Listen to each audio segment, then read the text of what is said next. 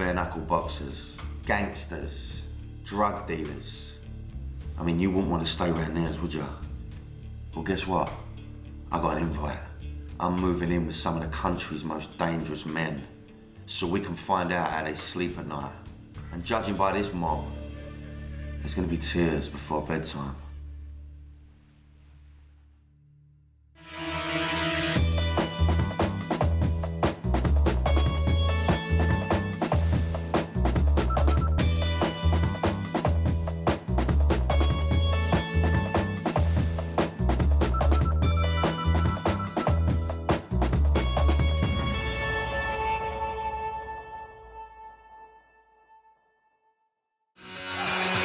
Mixed martial arts is one of the fastest growing sports in the world. Better known as cage fighting, it's kicking boxing's butt. In the States, it smashed all the records for pay-per-view TV, generating more than $200 million in 1 year alone. And in the UK, I'm seeing this phenomenon get bigger by the day. Cage fighters are becoming the new stars of the fight game, and I want to know what it's all about.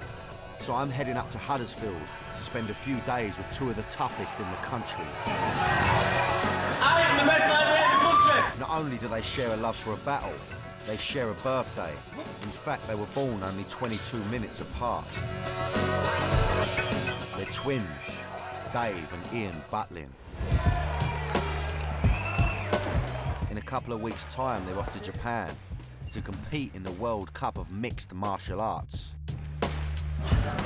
Ian is the fighter, and Dave is the coach. Dig deep, everything you've got! They are the driving force behind the first England team ever to compete in this competition. Of the 12 teams taking part, they are the underdogs. I want to find out what it takes to be the best in the country. And the only way to do this is to live their lives. I'm going to spend 3 days with them. I'm going to eat with them. I'm going to train with them. Keep it going! I'm going to be sleeping under the same roof. As well as being feared in the cage, they're notorious for their street battles. They've been arrested countless times. They've always been known as fighters. No one's going to fight me fist to fist and win. Me getting punched in the face is like you having a cup of tea. I was just picking up bodies, dragging them out, while Ian and Dave were choking out people, elbowing people and still knocking people out. You don't fuck about them, and you don't want to fuck about with a pair of them when they're together. Will I discover what their lives are really like? Are they going to open up to me?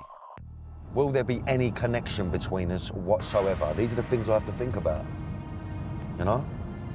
Worst case scenario is if I piss them off. Wish me luck. They've asked me to meet them on the Yorkshire moors. It seems like a strange place to meet. I've got to say I'm a little bit pissed off. I've been standing here for 3/4 of an hour. Still no cage fighters. But I'm ready for them. I'm ready for them. I ain't really, I'm freezing. Oh, hold on, I think I can see a bit of movement, I don't know. Oh no, one of them's got a gun. Oh no, what's happening here? Perhaps I won't knock them out then, perhaps I'll just have some stern words.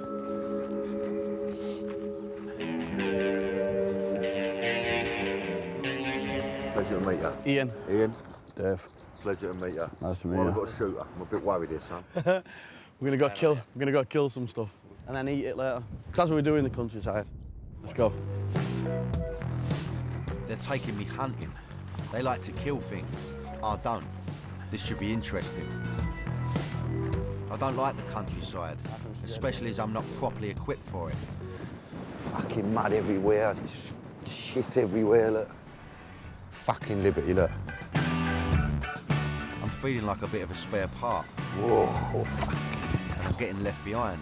I'm wondering if I'm going to find out anything about these two at all. So, boys, what is it you like about hunting? Just like the idea of it? Is it growing up in the countryside? What is it? Hey? We started like going out catching rabbits with the ferrets and stuff when we were younger. Yeah.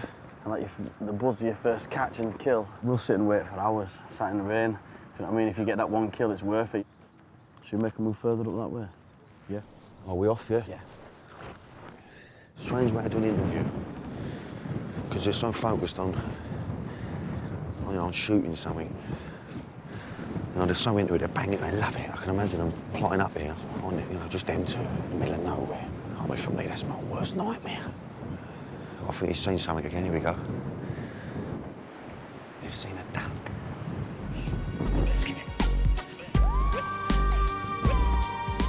Eventually, I managed to catch up with Ian, a slightly less scary-looking one. Who's the better shot? Probably Dave.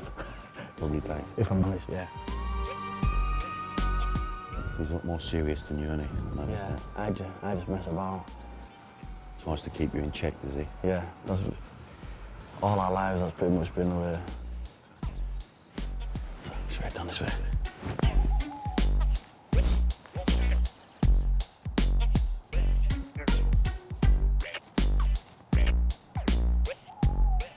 Would you say was the better shot that I used to?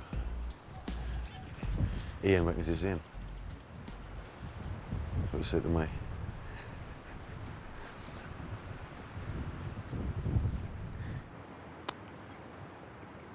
I don't need to answer that.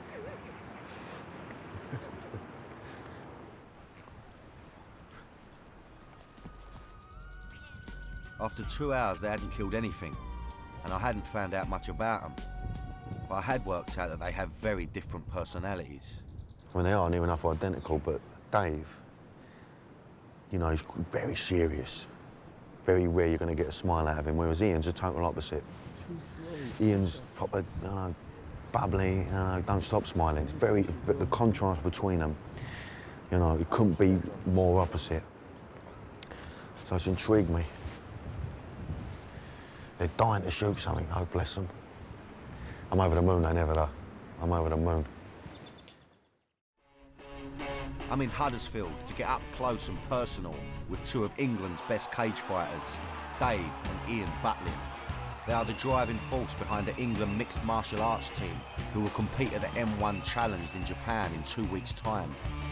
So far, they've taken me hunting, and although they didn't say much, I don't need to answer that. I've learned that they are very different characters. Dave is the serious, silent one who keeps his older and livelier brother Ian in check. I want to go to Huddersfield. As they started telling me more about themselves, I discovered that being minor celebrities and local faces in Huddersfield means everyone wants to have a pop at them. Fighting civilians, we call them civilians, people that are trained to fight what you'd call the hardest guy in the pub. Basically like shooting fish in a barrel, that's not even sport. Everyone knows who Ian and Dave are, you know what I mean? You don't want to get on the wrong side of them. You don't fuck about them, and you don't want to fuck about with a pair of them when they're together. They once even took on the local football firm. HYC, they call them, so the Huddersfield Football Hooligans. Bunch of pussies, and we smashed them to pieces. Absolutely smashed them. There were people getting choked out, people getting knocked out, elbows, knees. I'd say 11 to 12 people. In Huddersfield, they're big fish in a little pond. But when they get to Japan, they're going to be little fish in a very big pond. This is the World Cup of Mixed Martial Arts, where 12 of the best countries compete against each other. The Butlin twins are ready to take on the world. I want to go out there and prove to myself that I can beat the best guys in the world. I'm confident that we've got the team to win the whole competition. I wouldn't be in it if I didn't. So where did it all begin? I believe I was born a fighter. I just learned how to do it better. And I think Dave's the same. I've been hitting Ian since we could actually hit each other. Ironically, for a pair who are usually trying to knock people's teeth out, they came from a family of dentists.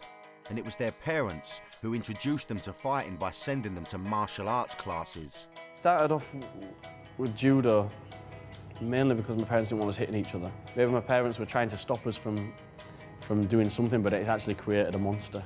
Ian is the less disciplined twin, and it wasn't long before his love of fighting got out of control. When he was 16 years old, he was convicted of being involved in a fight with a fellow pupil who was stabbed with a knife. Ian was sent to a young offenders institution for 3 months, and Dave was asked to leave the school in case he intimidated a witness. I was absent with the headmaster's permission so as not to intimidate witnesses. Obviously, it must have been bad for you, but just having him not around, not being able to, you know, look out for him. Kind of strange. Helpless. I can tell that this had a big effect on the boys. I can only imagine what it must have been like to be separated for the first time in 16 years. We are very close, so it's hard to be put away from my brother for so long. I wouldn't want it to happen again. I wouldn't want it, to be took away where we were in that situation again. I would do everything in my powers for that not to happen. They're not totally inseparable though. They do live apart. We're going to Ian's place, a 1-bedroom bachelor pad.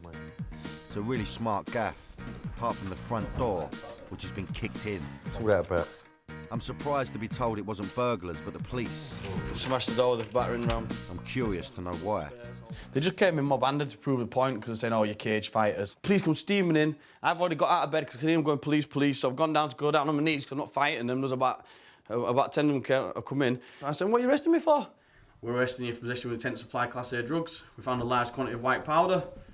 Well, I'm not being funny, but I'm an athlete. I'm sponsored by a supplement company, and they found 3 kilos of creatine. Oh, okay. Creatine is a bodybuilding supplement that Ian uses regularly as part of his training. He was taken to the police station for further questioning and held overnight, but no charges were brought against him. The boys revealed to me an interesting theory as to why the police raided the flat. Being a bit of a ladies' man, and sometimes with other people's ladies, causes Ian problems. Ian can't keep his dick in his pants. There's people who've been annoyed that I might have been with a girlfriend or something, and I think they see a way of getting back at me. I can't beat him in a fight, so I'll just tell the police that he's done this, or do you know what I mean? I think there's a lot of that because there seems to be stuff when they've asked me about things, I'm thinking, where do you get your intelligence from? While I'm reading the Art of War and the 48 Laws of Power, Ian's reading The Art of Seduction and yet again improving on his pick-up techniques. So he's got the manual, and I can see he's got the tools. There's about 300 quid's worth of skincare products, and being so artfully placed, I suspect this is no accident. I think he suffers from a bit of OCD. Danny, if I came in and I moved things like this, he does it to me all the time. Oh my God. He can't handle this. He can't bear that. Right. Can't wait to get involved with this. Put that back. While you're at the gym, we'll remind you about it. It's funny. It's funny. He's got to do it. Look, he's got to. I've seen for myself firsthand that Ian is the party boy of the pair. I wonder what Dave's place is like. We turn up at the house, and instead of bottles of moisturiser, it's kids. Dave has a 12-year-old stepson, Kane, a 6-year-old stepdaughter, Taylor, a 2-year-old son, Tyler, and 3-month-old Dee Dee. He lives with his partner of 2 years, Nicola. Pleasure to meet you. Pleasure to meet you. Beautiful kids you got there. She's getting dinner ready. What are you doing for me? It's game. What is it? Pheasant, rabbit, it's game. Oh, it's all that game, is it? We're in the game. Pheasant, rabbit and... Oh, lovely that, yeah, that's nice. So that's a right northern old dish, that, isn't it? Kids hold of that, look. Get on it. I just wanted to know, really, what's it like being married to a twin? It's all right, because I'm with a good one. Is he the good one? I'm with the good one, he's settled. Just from sort of running around with them, that Ian would be the good one. I mean, Dave's got a bit of a bad look about him. He's grumpy, he looks a bit like... Grumpy. It's hard to make him smile, yeah, he's a pussycat, really. Yeah. He's the better one, yeah. I've got Dave all wrong. He might look scary, but he's really a family man with a softer side that I think he likes to keep hidden. No, you've got a rabbit hutch down there. Yeah. So you do like rabbits, then? All right, then we'll keep that low. Me and my boys. Beautiful pictures there. I can see that family is everything to Dave, but fighting used to be his greatest passion.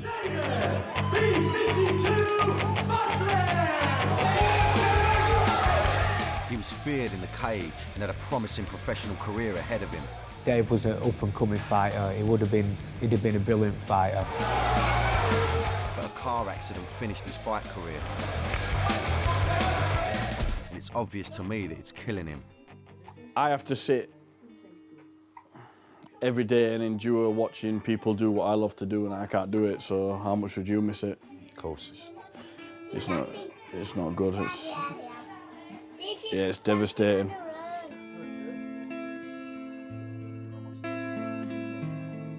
Being just a coach for the Big Japan Challenge means that Dave can join me for some rabbit stew. Thank you very much. How'd you eat it up, Noel? Do you have a spoon or anything? But Ian can't. Weight is a big issue for him, so he's on protein shakes to try and make his fight weight. Ian is under strict instructions not to go drinking, but I know Ian's a party boy, and I want to know what happens when he breaks the rules. I've knocked him out before. That's what you mean. I bust my jaw and everything. Did I get my point across? I felt it the next day. Ian had been on a 3-day bender, and Dave wasn't happy. It looks bad that he's dragged me out of bed and broken my jaw, but he was frustrated. Really, that was just throwing my life away. Lovely. There's a lot more frustration from me if he goes out drinking and partying, and it's basically a slap in the face to me if he does that, which is why I get a slap in the face, he gets a left hook in the jaw. He eats soup, but hopefully he's learnt his lesson. At first, it sounds like an extreme reaction from Dave, but I think in a bizarre way, it shows just how much he cares about his brother. Although not all brothers could get over such a violent incident. I've got a brother, 18 months younger than me. If I was to break my brother's jaw, I don't think we'd ever speak again. Pretty much most of it has been sick in that. I feel that because Dave can't fight, he's got Ian doing his fighting for him. Dig deep, everything you've got. But Ian isn't the only one who fights for Dave. I've come to Quantum Gym where he coaches up-and-coming fighters. Dave is a highly respected coach and was selected to take charge of the England mixed martial arts team, which consists of 5 fighters in different weight classes. Ian is the lightweight. Before he began cage fighting professionally, Ian was a boxer with an impressive record, winning many local and international titles. But they both fell in love with cage fighting when they saw the Ultimate Fighting Championship, or the UFC, a no-holds-barred form of fighting with very few rules. It emerged from the States in the 90s and suited the Butlin twins to a T. So we watched the Ultimate Fighting Championship, and it's like everything together. I thought, well, this is fucking perfect. So we then used to get people around to our garage on a Friday night. All the kids in the area just used to fight each other. Used to whack each other until one person gave up, till one person quit. From amateur cage fighters in their garage, they've now made it to the very top of their game. Keep it going. As Ian and the team prepare for the big fight in Japan, the training intensifies. And a key part of this is circuit training, a series of grueling exercises that Dave puts Ian through.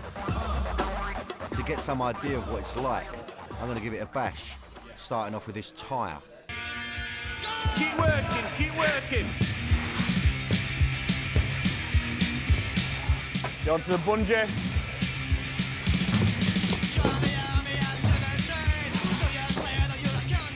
I've only just started, and already my whole body is in absolute agony. Good. Come on, keep working. This is not your average training program.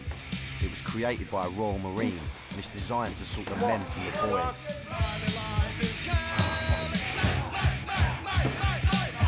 Come on, keep working. Go on, push it.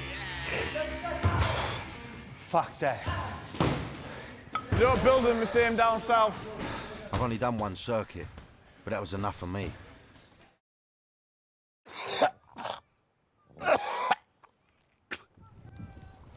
Oh man, fucking hell. That was fucking proper hard. On me rabbit, on me game. Oh man.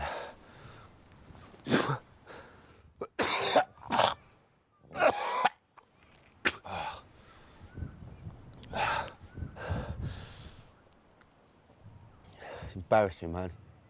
That wasn't even like fucking 1% of what they put in there, and that's just fuck me. I'll give up smoking and boozing, is what I've got to do. Not nice when you've got a bit of rabbit coming out your fucking nose, I'll tell you that now. Ian's just done the full circuit 5 times, but it's not over for him yet. This is what makes you want to quit. This in the gym where you learn your heart and when you want to quit. When you see me in a minute, when I'm getting fresh opponents every minute for 3 5-minute rounds, with only 45 seconds rest, I'm stood in there, I'm going to be getting smashed. My face is going to look a fucking mess. I'm going to want to quit, and I'm not going to. It's going to be fucking Ian, I'm with you, brother. Don't worry about that. What's coming next is going to be horrible.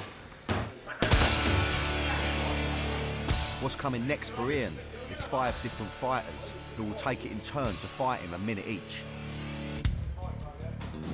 We're not making it easy for him. He's about to get a battering. Dave has specially designed this punishing exercise to teach Ian that quitting is never an option. Come on, let's go! Fight forward! Fucking hell, man.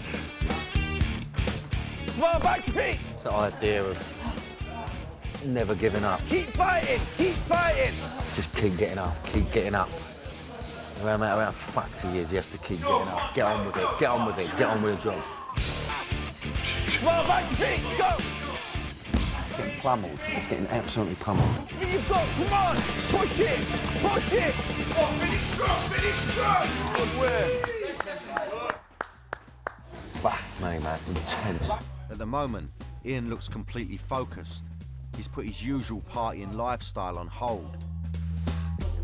But I want to know how difficult it is for him to resist temptation. Now, what would happen if me and you now was to go out on a 3-day bender and fuck everything up before you fight? What do you think you'd do? Do you know how tempted I am? Come on, mate, believe you me.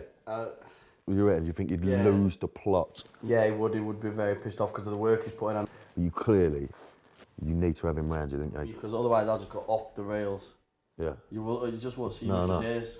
No, and I think he needs that in a relationship as well. He likes to look after you, doesn't he? Yeah. You know, he's passionate about you. He's in a position where he can't fight at the moment, and it must be frustrating for him. If it was me, if it was the other way around, I wouldn't be there helping him. I know that, and that's a bad thing to say. Really, I'd be out pie. I wouldn't be because I haven't got that. I haven't got that strong personality. He's got where he could, where I could. I'd just be out on a bender. I can see that Ian has his faults, and he isn't afraid to admit to them. He reminds me a little bit of myself.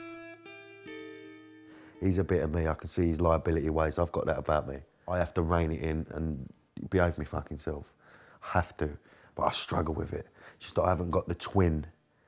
I haven't got the twin to fucking keep me in check, you know what I mean? Keep it going! I'm in Huddersfield, living and breathing the world of Dave and Ian Butlin. You're building the same down south. Twin brothers and 2 of the country's toughest cage fighters, who in a few weeks' time will be representing England in the World Championships of Mixed Martial Arts in Japan. I'm here to find out what it takes to be the best of the best in one of the world's fastest growing and toughest sports. It's my 2nd day with them. So far I've learnt that Dave is the family man and Ian is the party boy. I've been up for a little while and had a little shower. Made myself a nice cup of tea. He's only got soy milk though. I'm getting a taste, literally, of the life of a professional fighter. Fucking soy milk, it's fucking horrible. As the big fight is just over a week away, Ian's life is revolving around training and his diet. He needs to be at 70 kilograms. As well as drinking moody milk to help shift the excess pounds, Ian has a strange weight loss ritual that I'm surprised to hear about. Right, so, look, I don't want to be a bit weird, and I've just walked in like having a bath. And how does this help you having a bath? What, you lose weight having a bath? Yeah, well, I have a hot bath every morning anyway. My muscles are aching, obviously, from last night. Yeah. You know, I've got a little bit of... That helps, yeah, I understand that, so, but also I'll probably lose a little bit just from the heat. Well, look, you do what you got to do, wash yourself. You know, I'm hoping that you're going to be all right so we can have a bit of breakfast. Yeah, well, I'll give you a shout when I weigh in. All right, kid. Liven yourself up. He's desperately trying to shed the last few pounds to make his fight weight.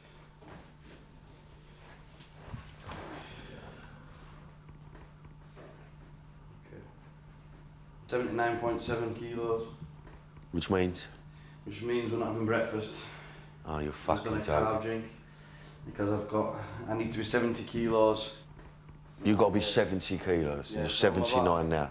You've got to lose, what, a stone? Stone. Stone and a half. Yeah, 9 days we've got, haven't we?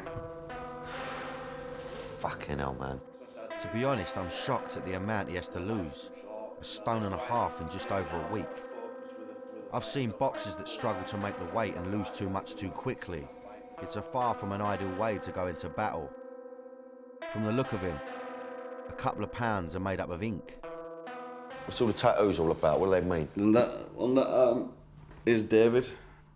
Okay. This one down the middle was I lost a lot of friends in a small space of time. I lost 6 friends in the space of about 8 weeks. So that means strength through loss. Obviously, it's a big thing for you. You want to tell me a little bit about who you lost, how you lost them, or? My uncle killed himself, so Right. like I actually saw him. I went into the house and saw him after he'd killed himself, and so that was like quite a big thing. And my friend died in a car crash. This was all in the space of a few weeks, you know. Despite being around death, he has no fear of it. Whatever will be. Things are gonna happen. Whatever. I believe in karma.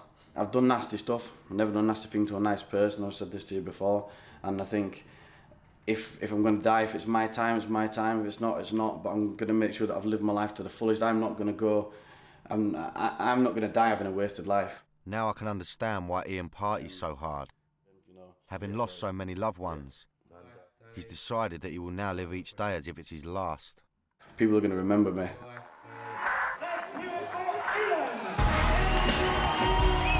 I can tell that Ian loves the notoriety that comes with being a professional fighter. He won 12 of his 16 bouts in his amateur boxing career, but hasn't done quite as well with his cage fighting career, winning 8 and losing 7 of his professional fights. But that hasn't knocked his confidence. All those lightweights out there talking the shit, talking like they're the best lightweight in the country. I am the best lightweight in the country.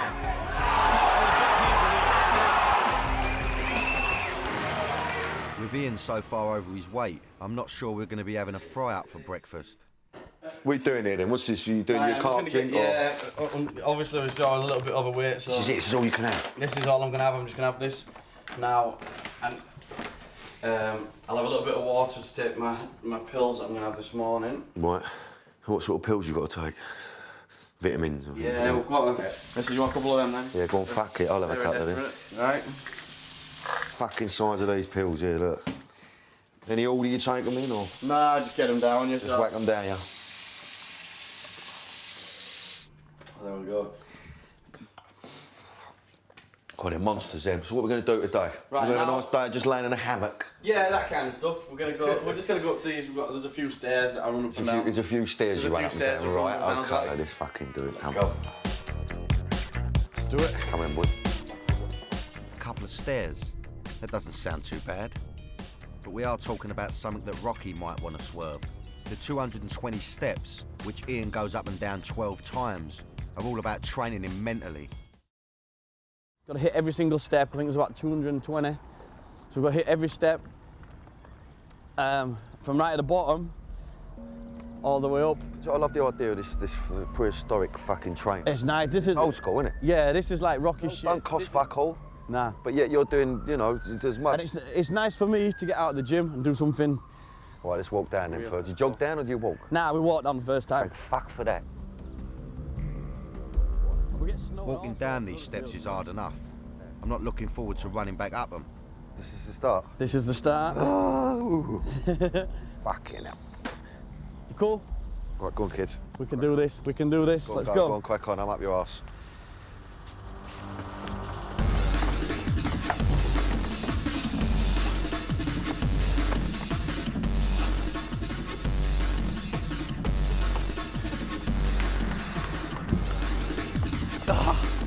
My legs are burning. They feel like they're on fire. Fuck. I thought I'd reach the top, but I'm only halfway. Fucking hell.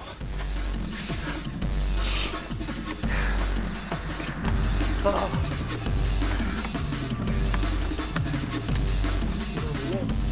can't fucking do it. I can't get up there. I can't do it. Fuck. Fucking hell. Ah. Tough on the old thighs. It's the legs, isn't it? The legs. Fucking hell. So this is not so much cardio as legs. It's all there, isn't it? All in your thighs, yeah. It's a fucking, it's like an endurance test. If I started it, I thought... Have to get back down, do another. Crack on, kid. You do. I started it. I thought... This ain't that bad. It's a piece of piss. Oh, fucking hell. That was pain. That was pain. Yeah, I can't deal with it, you know, mentally, obviously, I'm not as strong as I thought I was. Off he goes again. It's torture, it's like torturing yourself. So you can give up whenever you want, you can stop whenever you want, you ain't got a gun to your head, there's no one forcing you to do it, this is off his own bat. And you can tell he's in fucking pain. But to be fair, if you can do that 12 times, you get in the ring, you're gonna feel invincible. There's nothing you're gonna fear. For Ian, total mental preparation is the key, and this means banishing all fear from his mind, no matter what that might be. One of Ian's irrational fears was of heights. Yeah, I don't know where it came from, but for some reason I just started getting funny with heights. Like to confront things, like to hit things straight on, you probably realise. So if I can get in front of like the world on TV and fight in Japan, why can't I jump off a platform? Well, I'm going to be straight with you now. I used to, you know, I used to go holiday in Cornwall, things like that, and I'll jump off cliffs and things, and I had no fear. As I've got older, I don't know whether it's you get older, you just, you have that thing of where you're not actually invincible, and you can actually die. Now I've got a fear of heights too, so Ian wants me to experience what he went through. So I'm going to try and jump off a 10-metre platform. I'm introduced to Ian's friend, Les Allen, who's been helping him to conquer his fear of heights. Danny Dyer, Les Allen. Pleasure to meet you, brother. Pleasure, man. I'm ready for this, I think. Yeah? Nah, because no. That'd be ridiculous. The nerves are starting to kick in now, but I've come this far and I can't back down. As soon as I see it, I knew exactly how Ian felt. No way. The boys are going to ease me into it by starting me off on the 5-metre board.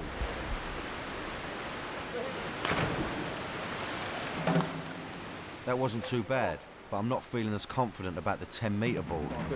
So you're just going to go off?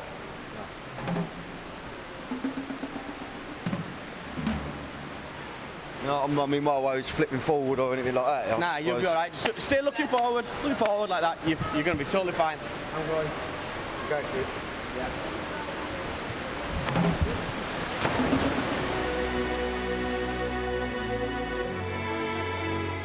I'm absolutely bricking it.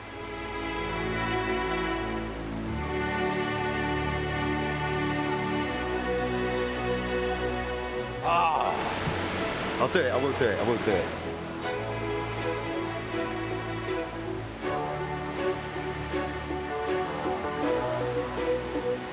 For each your own, for every man a religion. Fucking hell.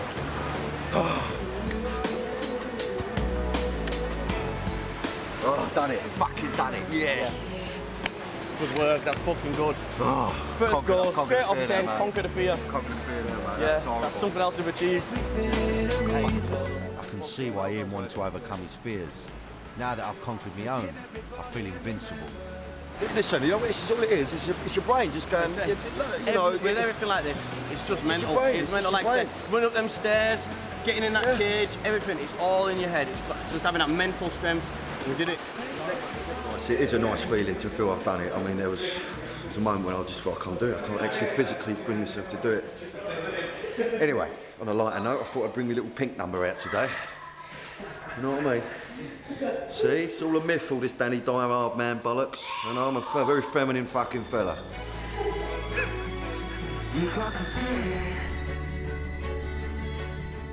I'm feeling good after the jump, and it's given me some idea of how it's helped Ian's mindset. But it doesn't matter where your head is at if you haven't got the physical strength. The fight is now only 10 days away, and it's Dave's job to fine-tune Ian's fight skills in preparation for the M1 challenge. Ian's going to step into the cage for one last round of sparring, but this time it's against his ultimate opponent, his twin. It's always quite a weird thing to watch two brothers go at it, you know? Dave's quite ruthless, and it's going to be interesting to see, you know, just how hard he is on Ian. Perfectly matched in size, Ian couldn't ask for a better sparring partner. Regards sparring, it's ideal with us being pretty much equal size. Fucking hell. How hard will Dave push his brother?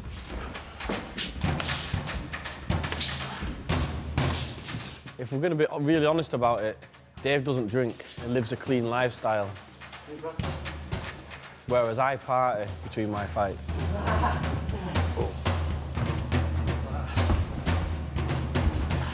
So Dave's physically in good condition all year round, whereas you can catch me on an off day. Ian says he's the best lightweight in the country, but I'm not sure if he's even the best lightweight in his family. I think Dave's a stronger, better fighter, yeah. Get hold of that. Do you remember this one now? Yeah, I remember it now. Good to see the banter between you and all, because it's obviously a little banter. Yeah, while we're whacking little each wink, other. little wink, little smile. No, it's good. It's a cheeky one now. I'm pretty sure Bruce Lee said never take your eyes off your opponent. Even when you're talking to Danny Dyer.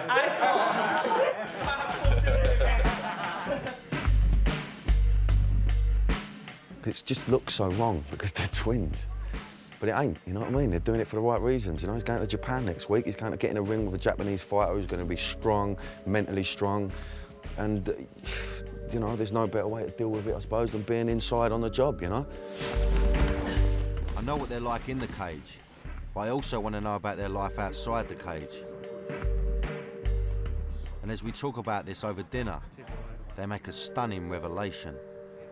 Both of us, at some point, have looked down the barrel of a gun, which is unnerving, to say the least. But I've actually been shot easily, which put me out of fighting for a good. Ian's been shot. Where was he recovering? I was shot. It went into my hand there. It came out my hand there. I was actually on the phone, and I've turned around like that, and it's gone through there. The guy was aiming for my head. They weren't prepared to tell me who shot them. But I wonder if it could happen again. I get the sense that whatever these two have got up to in the past, that's where they want it to stay. My journey into the mind of Britain's toughest twins is drawing to a close. Dave and Ian Butlin have been training hard for the biggest event in their cage fighting careers, the M1 challenge in Japan. And in the 3 days I've spent with them, I've been pushed to my absolute limits, physically and mentally, to get some idea of what it takes to be a top cage fighter. But I'm worried about Ian's fight preparation. He's got almost a stone to lose to make his fight weight. In a last-ditch effort, he's spending up to 5 hours a day trying to sweat it off in a 110-degree sauna. I'm about to go and get in the sauna, and I'm not a big fan of saunas. I hate saunas. I hate them. It just don't suit me. Heat, constant heat. Even if he loses the weight, I don't think he's going to be in a good condition to fight. Obviously, you know what you're doing. This ain't your first fight, but I mean, is there any chance that that it could affect your performance just because of them? So them last 24 hours of that manic, just trying to get that weight off. It can give you that advantage, but if you take it a step too far, it can also be a disadvantage. It's a fine balance. So what happens if you don't make the weight? If you don't make the weight, you don't fight. You just don't fight. That's it. End of. A week later, and Ian's getting ready to fly out to Japan, and the extreme diet and exercise regime seems to be affecting his mind. I'm as prepared as you possibly can be, really. The main thing for me now is to get the weight off, which is why I'm a little bit slow, 'cause I've been dieting for days.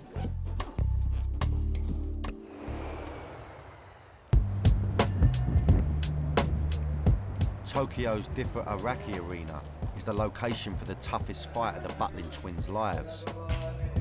Team England, led by Dave, will fight against 12 different countries, and Japan is the first stop of a year-long challenge. It's the first time England have sent a team to compete, so they're keen to make their mark. The news from Ian's weigh-in isn't good. Because of the 12-hour flight, his body has retained water and he's still a stone over his fight weight. It was probably the most depressed I've ever felt when I stood on the scales. But there's no way I was going to give up. I was going to make weight. You know, I'd never quit, but it wasn't very nice. After 2 days of not eating and almost constant saunas, Ian has managed to make his weight, and the day of the fight has arrived. Months of intense training has brought them to this moment. Ian's opponent from Japan is Luis Andrade. They are the same weight, but Andrade is a more experienced fighter. He's also 6 years younger and 2 inches taller. Ian prefers a stand-up fight, and he's off to a strong start. But it isn't long before he's taken to the ground. He's going to need a lot of strength to get back up again. Andrade has achieved full mount, Jimmy. For just over 2 minutes, Andrade dominates Ian on the ground and batters him. Andrade letting go with the punches. Ian desperately tries to break out of the hold, but he's just not strong enough. Andrade eventually gets him in a decisive hold, and Ian is forced to submit. The fight is over. All the training I'd done, all the hard work, everything, all goes to nothing because I just had no energy in me. But that was my fault. I messed up the weight cut. So. And he got the weight off. I don't know how much effect that had on the fight. And I wouldn't want to make excuses. I think his opponent was a good, strong guy, and he beat him fair and square. Ian lost his fight, but for Dave as team coach, Japan was a success, with 4 out of his 5 fighters winning their bouts. We went over there as the underdogs and we've won 4-1, so that puts us top of the table, so it's a good result all around. He's brought an English team over to beat Japan on the home soil, so it's brilliant for him. And moving on to America, we're just going to repeat that performance, but obviously mine's going to be better. Ian has got another chance to prove that he can do it. He's back in the gym and training hard for the next fight. Dave, as usual, is right by his side, driving him on. Keep fighting! Keep fighting! It's been a unique journey into 2 very different minds. The childhood battles have been left behind, and now one twin fights for the other around the world. But the psychological struggle between them will rage on forever. Bare-knuckle boxers, gangsters, drug dealers. I mean, you wouldn't want to stay around there, would you? Well, guess what? I got an invite. I'm moving in with some of the country's most dangerous men, so we can find out how they sleep at night. And judging by this mob, there's going to be tears before bedtime.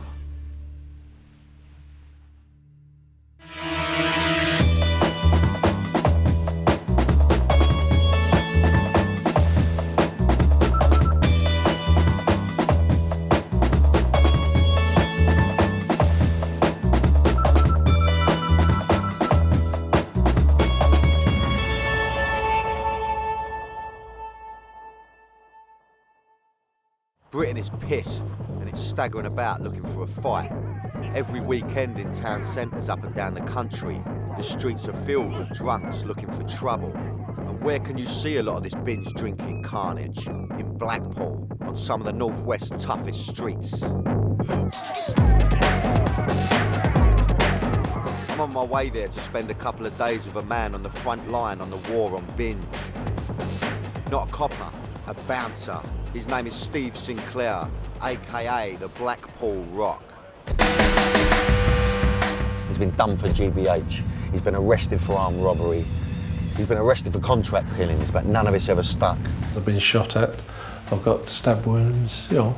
I've had bricks thrown at me, bottles smashed on my head and in my face. I've been arrested for GBH with intent, firearms charges, bank robbery, even looked at for murders. Turning the wrong way, and I've never met a more fearless man. A man with a love of fighting, Steve is dedicated to protecting the doors. In Blackpool, that can be a dangerous job. Now, I've never been before, but I know how rough it can get on a night out.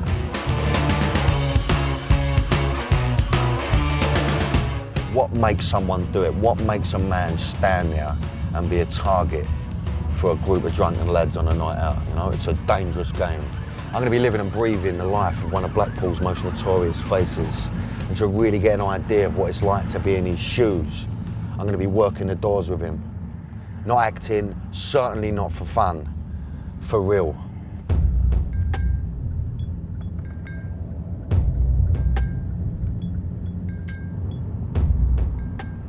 You would think once you've seen one doorman, you've seen them all, really, you know. We've all come across doormen in our time. We've all had some sort of spat with a doorman, so, you know, I'll be honest with you, I'm not a big fan of doormen, that's all. I'm hoping this kid's gonna have something else about him. But like I said, you never fucking know. We're meeting on the Golden Mile. It's very different to what I was expecting. It's quiet and a little unnerving. Maybe everyone's still in bed. It's always weird, these seaside towns as well, when it's off-season, you know, when it's just the calm before the storm, I suppose, because there's nothing worse than fairground rides and candy floss machines. And no one's here. No one's on them. It's just depressing. You know what I mean? Even the seagulls look like they've got a fucking hump.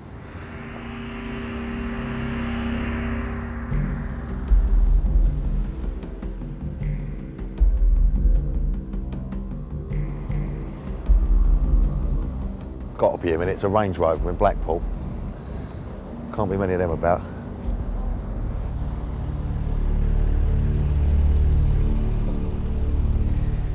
Steve. Hiya, mate. How are you? Danny? Very well, sunshine. Nice to meet you, son. Pleasure to meet you, mate. Thank you for talking to me. How are you? Listen, so Blackpool. Yes. Never been before. Right. I've heard it's a bit of a rough town when it wants to be. Yeah, true. It can be, yeah, very much so. Look, listen, I'm in your hands. I'll run around with you for a couple of days, try and get a taste of your life. No worries. How do you feel about me going on the door? Do you think I've got the presents for it? What are you reckon? Yeah. Hey? He doesn't seem convinced. I'm sure you're going to look after me, yeah? You want to take me on a little mission then? Tomorrow, I'll put you on the dog. I've got a stab-proof vest for you and everything. Stab-proof vest, okay. Right, you can be all right with that. Well, no, It can be a bit tricky, so. Right, well, I'm in your hands, you know. The last thing I want to do is get stabbed. I want to make a nice You've show. got a vest on, you won't, will you? No, okay, no, sweet as. I'm sweet, let's go, let's do it. All right, Paul. Steve's been working the doors for 30 years in a town that takes no prisoners. What might make you the better man is you might be able to take it a bit more than they can. For a big man, very fast and got a hell of a punch. Boxing is his first love and he'll take on anyone.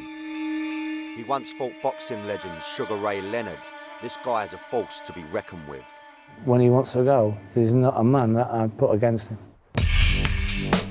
He's a man with a reputation for never backing down and a taste for revenge. If it kicked off at the club big style, if any of my lads got hurt, I'd be out in the car going around to their house waiting at 6 o'clock in the morning, knocking on the door. Surprise. Blackpool is now the unofficial capital of booze Britain. 50 years ago, it was the destination of choice for the fashionable and the wealthy. Today, things are very different. Blackpool's A&E department is the busiest in the country. Personal assaults occur here at twice the UK average.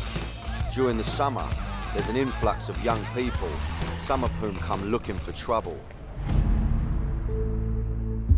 To understand Steve's world, he's taking me on the door in a couple of nights' time. I want to know what makes this town in particular so dangerous. Tell me a little bit about, the doors here. Are they pretty dangerous here? You've got to remember, we get people from all over the country coming here. Yeah. They're having the weekends, they're having the stag parties, the trips, whatever. And they come from London, Liverpool, Manchester. And obviously, a lot of the times they think, oh, big I am. I suppose it's the cocaine in it. And The cocaine now, which is one of the main things that people use. Obviously, people get the cocaine rage. Then there's steroids as well. Get a bit brave. All the young kids are wearing using steroids. Are they? Yeah. You see them pumped up. All you have to do is look at them. And if they're using cocaine, they're drinking alcohol, taking steroids, they're dangerous. I don't like the sound of what's ahead of me, but Steve seems like a confident man. I'm just not sure if behind this softly spoken exterior is a friendly old guy or a man with a dark past. I guess I got a couple of days to find out. I'm in Blackpool, the capital of booze Britain, with Steve Sinclair, one of Britain's toughest bouncers. I'm living with him for the next few days to try and get under his skin. I know that Blackpool likes a drunken tear-up, and Steve's told me that the young people here are not only pissed, but also on a cocktail of drugs. They're using cocaine, they're drinking alcohol, taking steroids. They're dangerous. Steve's taking me to town so I can get to know him better. The first thing I want to find out from him is what it takes to be a modern doorman. From what he tells me, it's clear that Steve likes to get involved in more than just door work. A few years ago, we had trouble with Middleton lot from Manchester. Middleton is one of the most deprived areas in Manchester, where drug dealing and organised crime is a major problem. And Blackpool is a hub for the gangs from the northwest to come and do business. You're talking 60 to 100, you know, crew. All up for yeah, all carrying knives, machetes, things like that. Yeah. One of my pals, Sharpie, he gave one of them a slap, stopped them dealing in the club. And the next weekend, they all turned up, didn't they? So. Oh, okay. Okay. They ended up, I mean, they turned up for Sharpie, but we ended up tooling up ourselves, but with good shooters, you know, to back them off. I thought being a doorman was all about checking IDs and kicking out drunks. What Steve's talking about sounds like armed turf war. For me, it sounds like it's just like a nightmare. It's just the idea of people knowing where you are. People that want to cause trouble, people you might have a bit of trouble with, know exactly where you're going to be every night on the door, you know what I mean? Yeah. So they can always come back and find you. Is your mentality as a doorman, is it clump them, give them a clump first, or is that the last option for you? I always liked going in against odds. Oh, really? Yeah. You like going up against 5, 10 people? Yeah, you feel better, yeah. You know, it takes some bollocks to want to go up against 5, 10 geezers, you know, it's like, yeah, you know, if you're thinking in your mentality, you're only going to come out a winner because you've got your game enough. They get in each other's way, Danny. You know, if you're literally... If you could pick them off one by one, you've got to be composed though in that. You put me and you in a group of 10 of them now, yeah. We could stand back to back, yeah. And they've got to come at us. Yeah, one at a time. And you know that if you're banging, you're hitting them, but they can be hitting each other, kicking each other's legs, each other's ways. Yeah, of course, absolutely. It's about composure, I suppose, isn't it? And not having that element of fear. I'm agreeing with him, but if it come on top, I'd probably have it on my toes. I never back away from confrontation, even if I'm well outnumbered. It's a pride thing that I'd rather get a good hiding. Steve's fearless attitude has meant that he'll take on anyone, whatever the odds, even if they're tooled up. So it's no surprise that he's had the odd close call. One night on the door, he took on 20 boys from Preston, a fight that almost sent him to an early grave.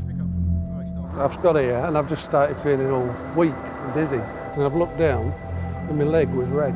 So when I pulled my jacket back, it's come from there, and that's... Let's have a look. You see the puncture wound? So it was just, I mean, you can't really remember, but it was just obviously a little slippery bump. Never felt it, never even felt it. Got to the hospital, there's a queue. So I'm stood in the queue like that. I've got my elbow tucked in, holding it, and waited 5-10 minutes. I've got to the front, and then said, "What's the problem?" I said, "I've been stabbed." I said, "Where?" So I've gone like that, and blood spurted out onto her desk. And she started screaming. Anyway, they reckon I'd lost about 3 to 4 pints.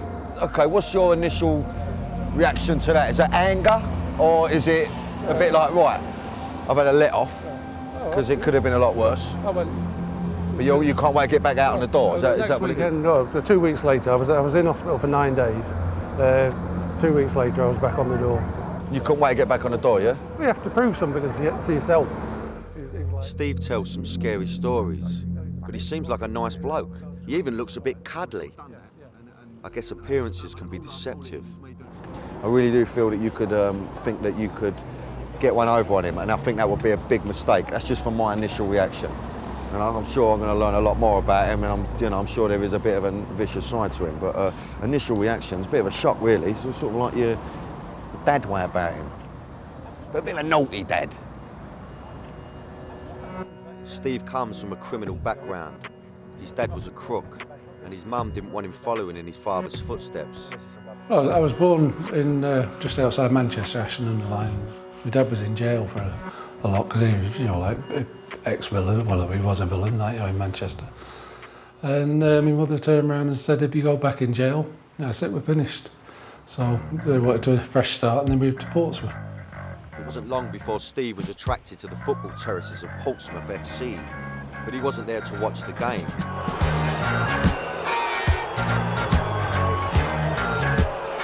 I mean, it's something that never interested me, actually, football, But I got him a group of lads, my pals, and we'd go to the match and it'd kick off. And at the end of the match, I still wouldn't know who'd won. They were the Emsworth boys, and Steve was gaining a reputation as a fearless fighter.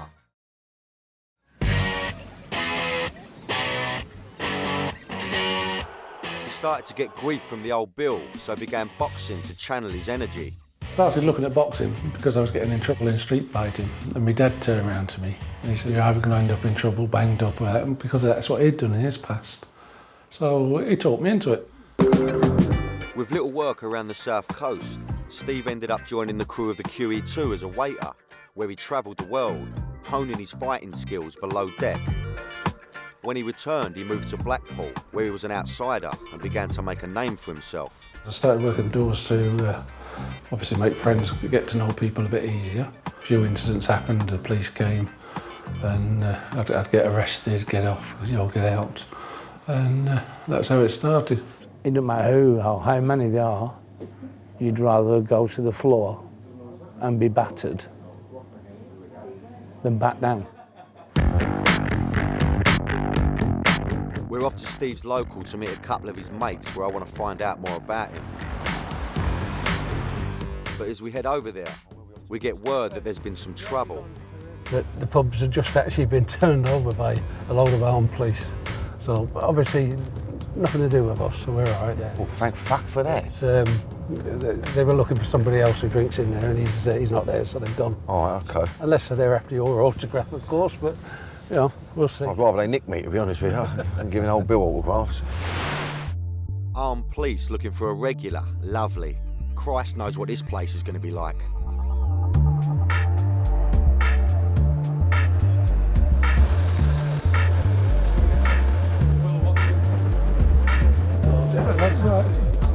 What do you want? I'd like, you know what, I'd like a nice, I think I'll have a nice pint of lager. Sit yourself down. Break the mould a little bit, you know what I mean? Try something a bit different. As Steve sorts me out a drink, I try and get settled in. I'm all right. I've got the pool cue there, in case it comes on top. I'm joking, why am I even saying that? If it goes off, I'm out the door, mate. It's always weird, this, when you're walking with a boozer. Camera in my boat. Even though I'm making a film, you know what I mean? It's always like, I always feel a bit uncomfortable with it. Yeah, pal. Thank you very much, Steve. Lovely job. Cheers, mate. All the best. Nice to meet you. Thank you. Steve's very accommodating, but I'm feeling a bit out of my depth here. What, you any good at the old... While we wait for his mates to arrive, he challenges me to a game of pool. Right. I don't know whether to take it easy on him, you know? I don't want to whip his arse, it's a bit embarrassing. I'm never going to beat Steve in a fight, but I reckon I can have him at pool.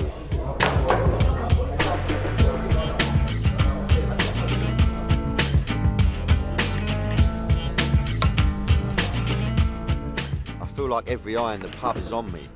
I think the word's out that I'm in town, and it's putting me off my game. Typical banter. He won't let it slide.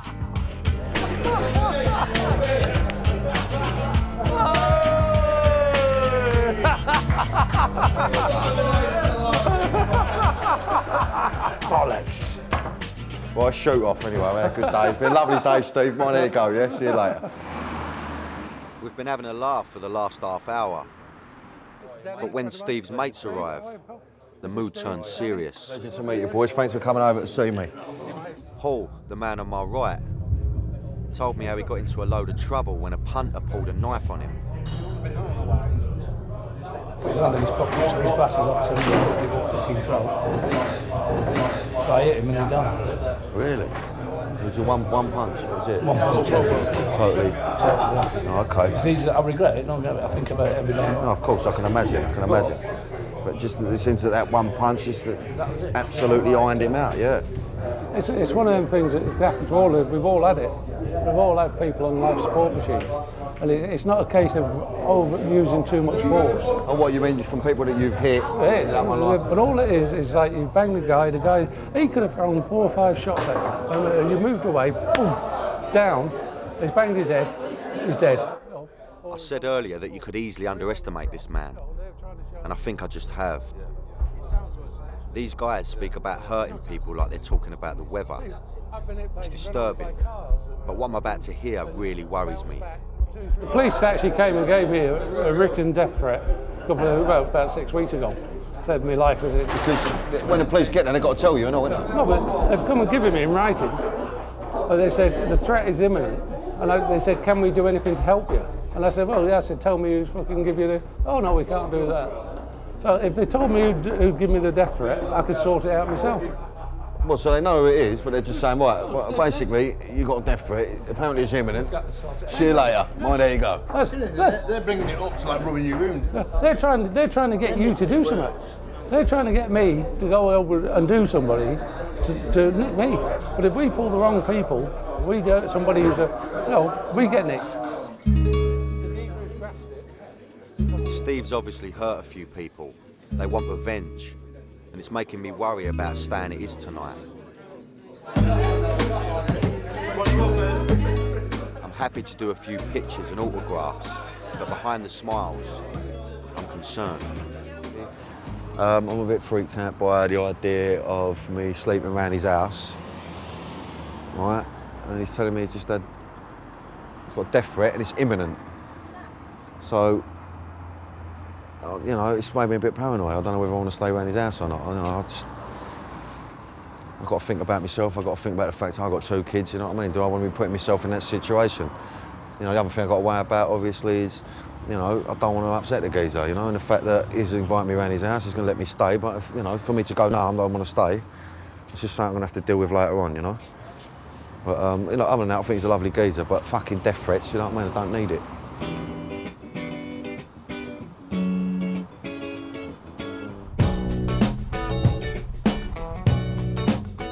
Death threats aside, I'm keen to get to Steve's house and meet the family. I just hope they're not as intimidating as the guys I met in the pub. This is my humble abode, so. Nice little plot. It's a nice area though, because it's interesting that you're just a couple of minutes down the road, you're away from all the nuttiness, isn't you? Yeah. When I step into Steve's house, I'm introduced to the family. Christy, his youngest, Kelly, the eldest, and Tani, his wife of 27 years. This is definitely not what I was expecting. Once I've met everyone, Steve goes to get changed, and I have a chat with his girls. I want to know who the real Steve Sinclair is. But his first attitude isn't to slap somebody straight. No. He'll talk it and everything, and then they just go like a bit too far. Of course she's going to say that. She's his wife. And what's it like for you two with boyfriends? Basically, they just find out you're Sinclair's daughter, they're like either do a runner or really? A bit scared.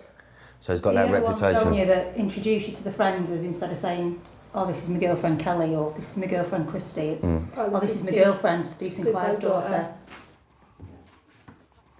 Oh, okay, he's gone for the casual look. After a brief chat, Steve's back, and he takes me to see where I'll be spending the night. Oh, it's lovely. I don't know what it's like. It's very, very cottagey, Steve. Yeah. Well, I mean, again, it's quite cottagey, The woman's touch, isn't it? Oh. Yeah, well, definitely. Nice view of it. Actually, no Yorkies, not a Yorkie in sight. Yeah. Hold on. What's that? Oh look. Oh no. I knew there'd be one. I knew there'd be one knocking about. There had to be one. If I play up later, I'll end up in that cupboard, I suppose, will I? Yeah, it's one of the. I'm a strong believer in the woman runs the home. She has it as she likes it. Steve's old school. You wouldn't catch him doing the ironing, but he's still house proud. Who's this? Just a random picture? Random picture, yeah. Another Yorkie in here, I noticed. Everywhere you turn, Yorkies, look. I like the art you've got going on. Yeah, he's dead now, the artist. I'm loving all this. Friend of ours, he was good. What's his name? Lawrence?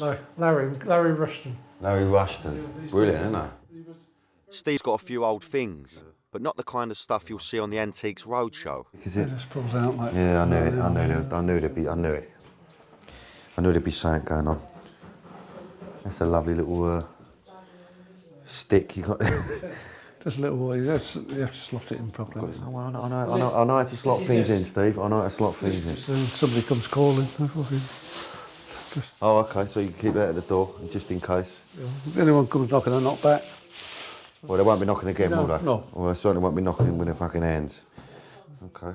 Steve's place is a cosy family home, but that hammer by the door really brings back to me his other life outside the house. So far, it's been a strange day for me. As we sit down for dinner, I'm thinking about all I've seen and heard. The beatings, the stabbing, the death threat, the hammer. I'm trying to put on a brave face. Everyone around the table is relaxed, except me. I'm staying in Blackpool with Steve Sinclair, a bouncer not to be messed with. He's been stabbed, beaten and shot at. He's pissed off a lot of people. Now he has a contract out on his life. I'm at his place and I've just had a nice bit of Lancashire hot pot, but I'm getting worried about a possible attack. No, none of that. Oh, hello, come here. Hello, you ever seen a cockney before? Never seen a cockney, have you? Say hello to Danny. As I'm bonding with Steve's 4 Yorkshire Terriers, he puts on an extraordinary video. I've been told he was fearless, and he proves it by showing me an exhibition boxing match between himself and Sugar Ray Leonard. I mean, how are you feeling there? Can you remember, Steve? I mean, nervous. You Very nervous, yeah. I was feeling like that. I'm thinking, fucking hell. I'm saying, oh, shit. Best experiences of my life in the sport, like sporting sense, I mean, it ranks up very high with having my daughters and things like that, At the time, Steve, an amateur boxer, was working as a waiter on the QE2. Sugar Ray was a passenger, and then welterweight boxing champion of the world. Originally, the fight was meant to be a bit of fun. The champ had a recent eye operation, and Steve was warned to be a bit careful. But his competitive spirit got the better of him. Started increasing my punching power to his body, and I was lifting him off the ground with some shots. Didn't faze him at all. And then he's moved around, bam, and I hit him and got him right in the eye. His head's gone back. What had originally meant to be a bit of fun suddenly turned nasty when the champ decided to teach the amateur a lesson. He says to me then, he said, "Are you all right?" I went, "Yeah." He says, "You're not now." 3 shots, same place. Yeah. He said, "You're all right." You went, "Yeah." And then he, fucking hell, what a liberty. How was that shot, Steve? Can you remember the force of that shot? Every time I watch it, I feel it. It just took my breath away completely. They're lifting me up here. They're saying to me, "Breathe, breathe." I said, "I'm trying." Proper punch to the rib. No, it's horrible, isn't it? Well, listen, what's his number? I'll make the call. I'll make the call. Steve is willing to take on anyone, but I wonder, is this fearlessness or recklessness? Could this have led to his death threat? And this threat became very real a few weeks ago when someone tried to kick his door in the middle of the night. There's a geezer there, right, and he had a hoodie up and all that, and I've shouted, "Fuck you!" And I'm trying to open the door, but it buckled the door, so I couldn't get through. Your initial reaction is to get out there and fucking do him. On his own? Or Yeah, you don't know? On his own. So obviously, to me, the geezer's either carrying something or waiting for me. If I'd have turned the lights on inside, it'd see through the glass. So he might have had a pop, Good call. So I would say that anyone's going to come to your fucking door, yeah, it's going to have something back, but they're not going to come with their bare hands, are they? Right, I've made up my mind. You know what's really freaked me out is this whole death threat thing, right? For me, it's a massive thing. Right. Now, if we to stay here, and I'm sure, and I know nothing will happen, really. I don't know, you never quite know, but you've invited me in your house, you've got a bed upstairs, you've laid it all on for me. But yet it's that letter from the old Bill. It's from the fucking old Bill. Just for my own peace of mind, I'm going to go stay at an hotel, and I'll come back in the morning. You all right if I come back here and have a bit of breakfast with you, maybe? Of course, yeah. Is that okay? About 8 o'clock, something like that. Thanks, Steve. I really appreciate it, mate. See you later. I feel bad, but I think I've made the right decision. I think I've learnt a lot about Steve today. I've seen his soft side and had a brief glimpse of the nasty side as well. But the contract on his life has freaked me out. I know it's unlikely anything's going to happen, but it might. And I'm not prepared to take the risk. I'm very glad to be heading to a hotel. It's not my death threat at the end of the day, it's his death threat. You know? It's not my fucking problem. Why shouldn't I put myself on the front line for it? This might be a selfish thing to say, but that's the reality. End of.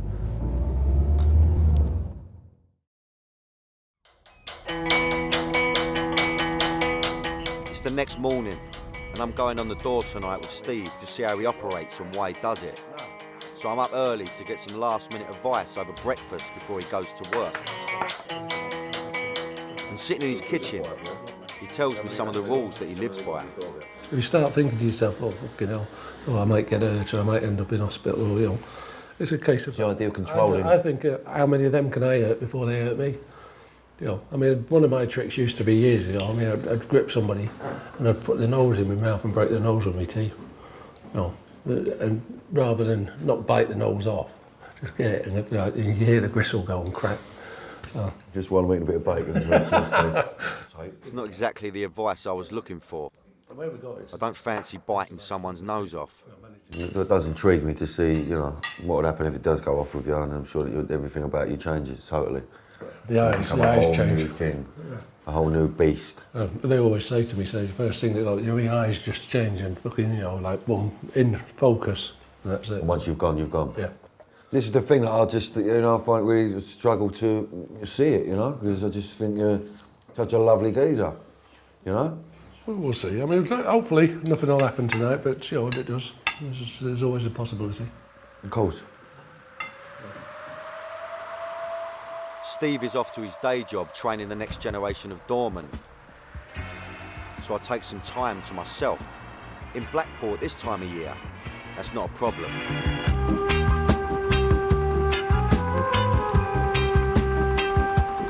Now I need to focus. I'm going on the door later and in disguise so I don't get spotted. I just hope some of Steve's reputation rubs off on me. After all I've heard about Blackpool, I hope it don't kick off. It's time for me to get my head in the game and sort myself out for tonight.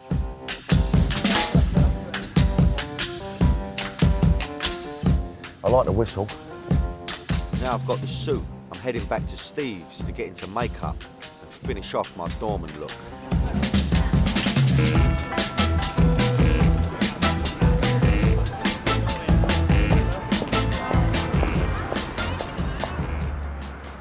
Right, mug.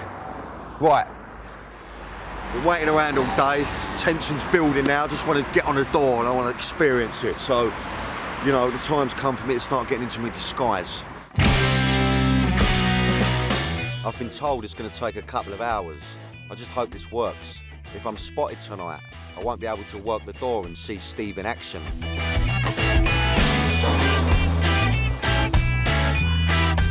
Simon Jordan, eat your heart out.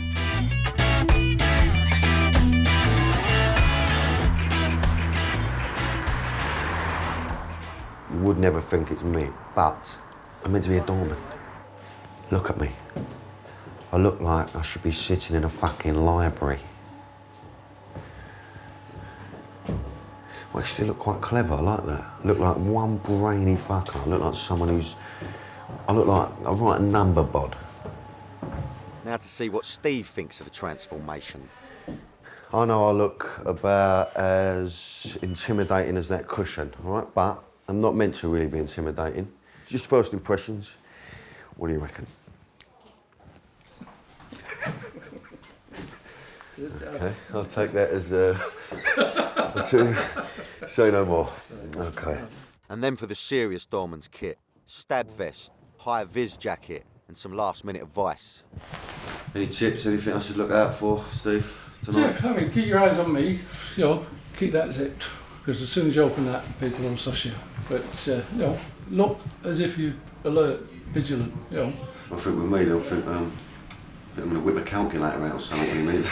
All right, no, listen, I know I'm in good hands, sunshine, don't worry. I'm with you. Now we're in town, the tension is building. It's St George's Day, and tonight, Blackpool might be up for a fight.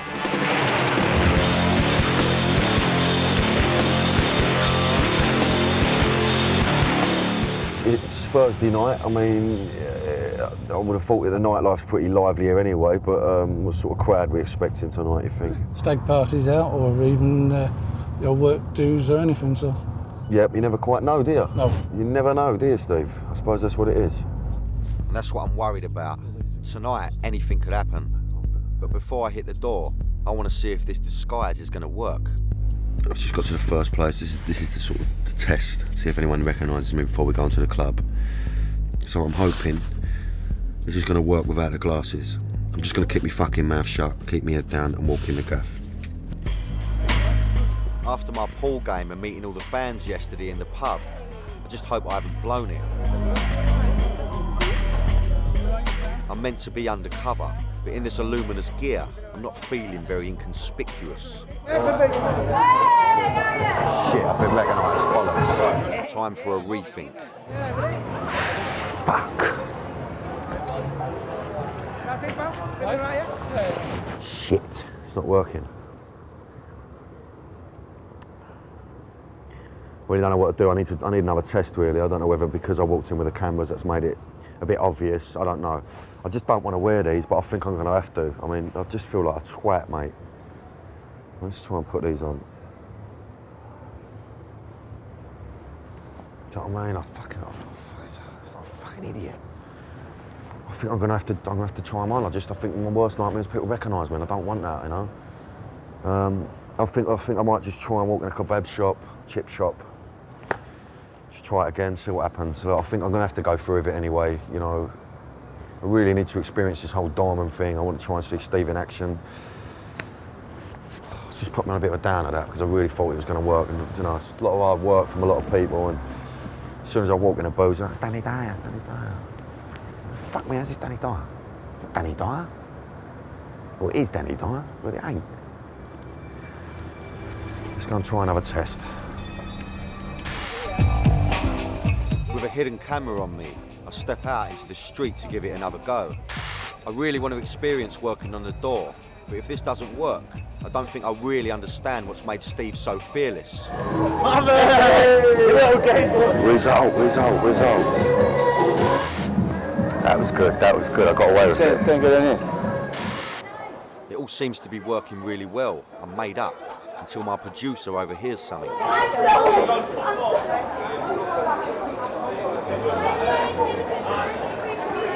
You hear that? What? Danny Dyer's going to be in the syndicate tonight. Did you not hear that? No. Now it's obvious that everyone in town knows where I'm going to be tonight, and I can hear people talking about me. He's been in...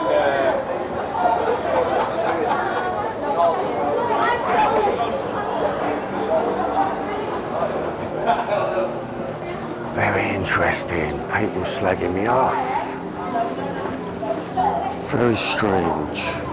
I felt angry. I'm glad to be back in the car with Steve. I walked down that alley, nobody recognised me. I was getting a few funny looks because I looked like a twat, but it was interesting because I heard a couple of geezers slagging me off outside a pub. Saying, Danny Dyer, fuck Danny Dyer, this, that, and that. Weird feelings, I'm 2 foot away. So now we're going to move on now and we're going to go to the club now. Now, I also walked past a few birds who were going, I think Danny Dyer's down the syndicate tonight, which freaked me out because I thought, OK, word's got out. But they're not going to be expecting me to be like this, I'm hoping, you know what I mean? So. I've been knocking around with Blackpool's toughest bouncer for the past couple of days to try and understand what this guy is all about. I'm in disguise so I can spend the night on the doors of one of Blackpool's busiest clubs to experience what it's like being a bouncer. But I've just found out that the whole of Blackpool knows I'm going to be there. Strange feeling because I just don't know how it's going to go, really. I want everything to pan out nicely. I want to just, you know, just be a shadow, really. Just don't know what's going to happen. We're out of the car and walking up to the door. Now I'm feeling a bit digi. Of course, a big fucking club, isn't it? The Syndicate is the biggest club in Blackpool, and one of the largest in the UK. It holds 4,000 people and has over 40 door staff. With all these people, I just hope there's no trouble tonight. As I head through the cordon, the other doormen don't bat an eyelid. How are you, lads? All right, so lovely job, man, yeah? I'm relieved. It means I can just concentrate on the job. Once we're on the door, I take a back seat so I can observe Steve. He's looking for troublemakers, drunks, and the underage chancers. As the place starts to get busy, my nerves begin to kick in. Steve's in his element. He's very relaxed. I guess for him, this is very quiet. It's interesting though, Steve. I mean, do you prefer it quiet like this? I mean, it's easier for it's an easier night, but I think you want to... Yeah, it's boring. Boring though, yeah, I can imagine. Obviously, when you've got nice people coming in, it's great evening. When you've got dickheads after dickheads, it can get to you a bit. Sometimes you get nights where you have an hour of just dickheads coming through the door, just like, oh, it's one of them nights, is it? If we can weed out the dickheads, as he puts it, then everyone inside will have a good night. If you're looking after the club, that's what the idea should be. You're looking after the people. You know, if I'm looking after you and somebody comes and twats you and I haven't done my job properly, you know, they've caused a problem for me, so I'll go and cause a problem for them. How many are you expecting in tonight, lad? Hello, I'm John. I reckon we're having something around about 12 Steve then pushes me into facing the punters and checking their IDs. This is the front line. If I refuse someone, I imagine it could escalate rather quickly, especially with this mob.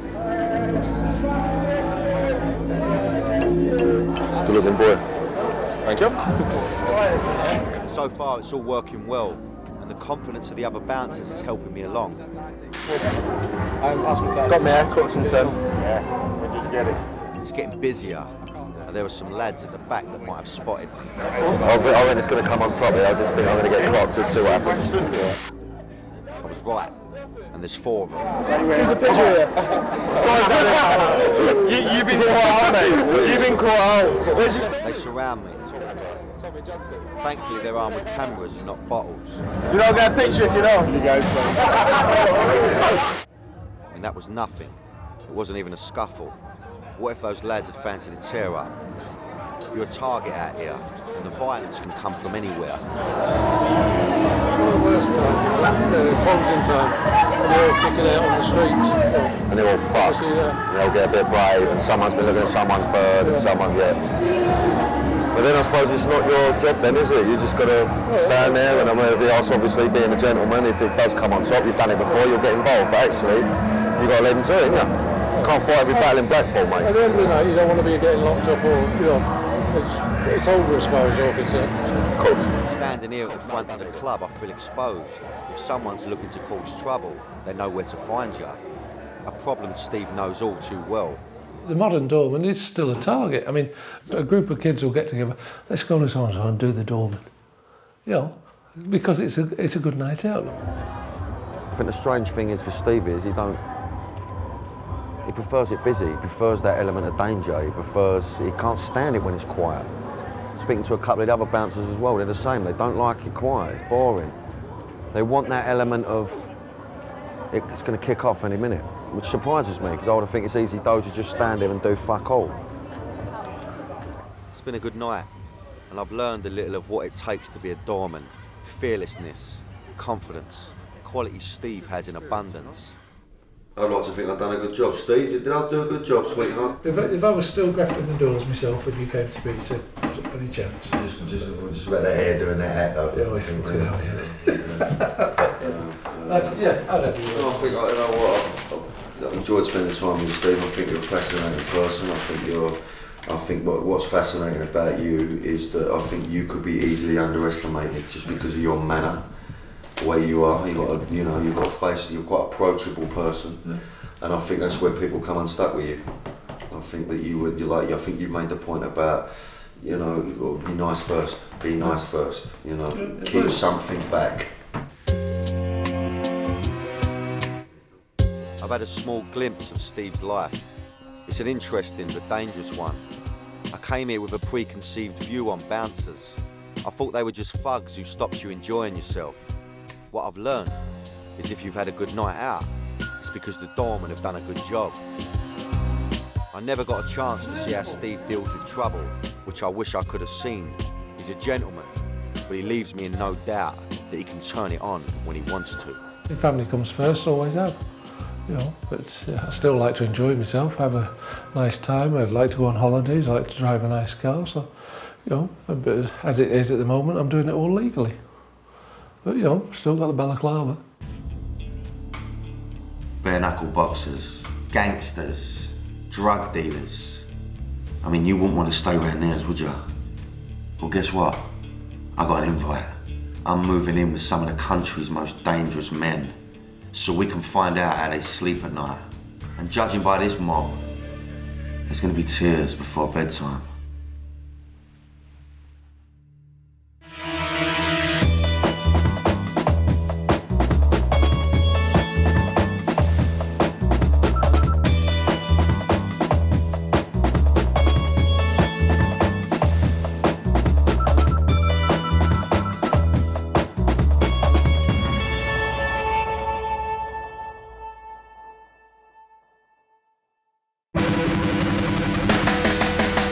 I'm going to be living with Bernard O'Mahony, a man whose life has revolved around crime and violence. I was done for robbery, lots and lots of grievous bodily harms. His CV reads like a character from a carnage-ridden road movie. Soldier in Northern Ireland, football hooligan in London, gun-toting doorman in Johannesburg. Another decade of fucking madness, really, with gangs, stabbings, shootings. But overshadowing all of this is his association and acrimonious split from the infamous gangsters known as the Essex Boys. That's when my phone started ringing, you know. We're gonna fucking shoot you, we're gonna fucking do you. The Essex grapevine still buzzes with rumour and hearsay about them. And as I approach this journey, thoughts cloud my mind. I've been hearing things. People have told me that Bernard isn't all that he claims to be.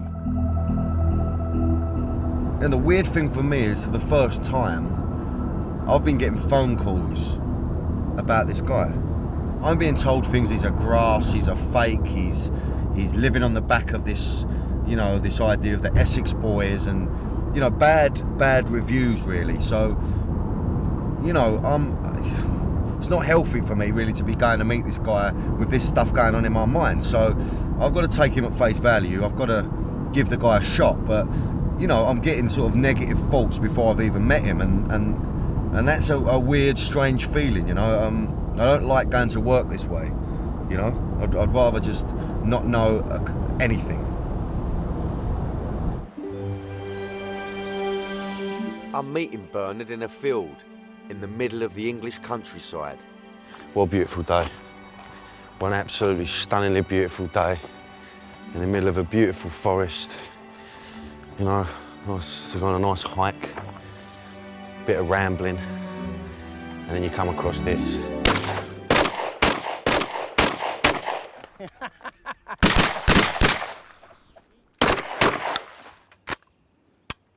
Fucking hell. You gonna be all right with that, son? Yeah, how you doing? How are you, mate? Hang on. Oi. All right, Danny, good to meet you, mate. Good to meet you, son. So what's happening here then? What's this? You got some sort of photo shoot going on here or what? Yeah, yeah. What's it in aid of? We're doing a photo shoot for a book, Faces, which is like real-life photos of villains, basically, you know what I mean? Judging by some of the subjects featured in the book, Bernard seems well connected to the criminal underworld. Accompanying Bernard on the shoot is a strangely macabre piece of British crime history. In this Range Rover, on a cold December night, 3 men were shot dead. The killings of Tony Tucker, Craig Rolfe and Pat Tate have become infamous as the Essex Boys' murders. Right, okay, well, so is this the actual motor? Yeah, it is, yeah, yeah.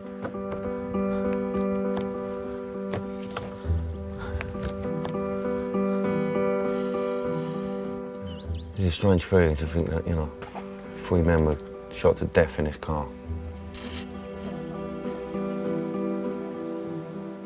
Bizarrely, despite once being a crime scene, this car was sold at a police auction. Bernard's borrowed it for the shoot. A bit weird though why someone would want the motor, do you know what I mean? Spin about in this, do you? Pick your nan up, take her out with a bit of lunch. It has got an eerie feel to it though. There's no two ways about that. Quite a full-on first meet though, I must say. Straight in, no fucking about. It all feels odd. A bit like being in some kind of gangster theme park. I can't help wondering how deeply involved with the Essex boys Bernard really was. Is all the stuff I've been told about him true? Is he just a bit of a wannabe? I mean, how much did you have to do with these people then? I mean, was you... Oh, he was my partner. Who was your partner then? Tucker. Tucker.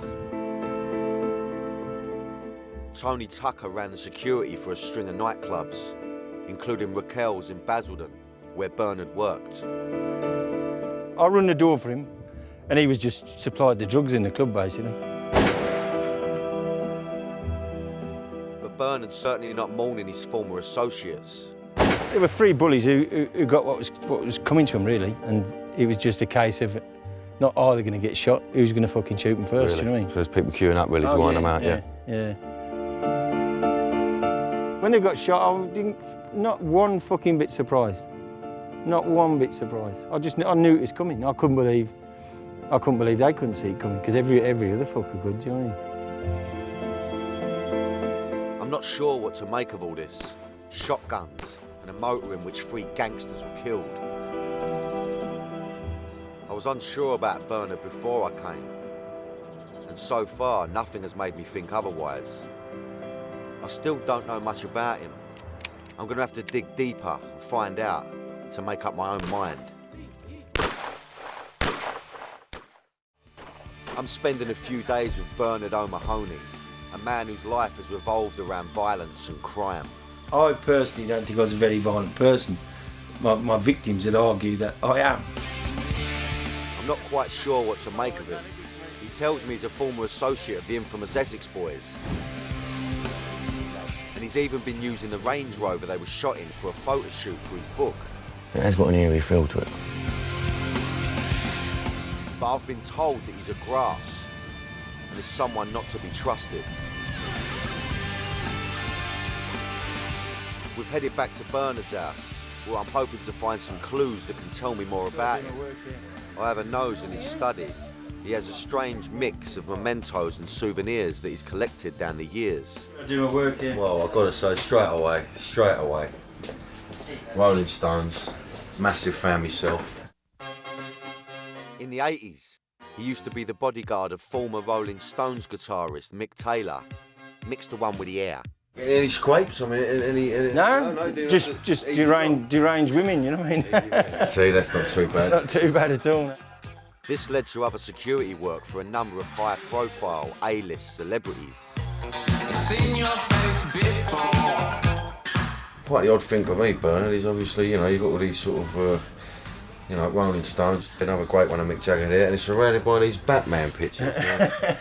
Any idea why Batman? I mean, you've got Superman, you've got Spider-Man, you can go where you want with it, but I don't know, Batman just touched you in a way. Yeah. I just always enjoyed it, you know what I mean? I always liked it, good versus evil, you know what I mean? The ultimate battle, innit? Yeah. I always just liked it, you know what I mean? It's a bit of a mad mix of stuff. But then he shows me something that turns my stomach. This is such a weird thing.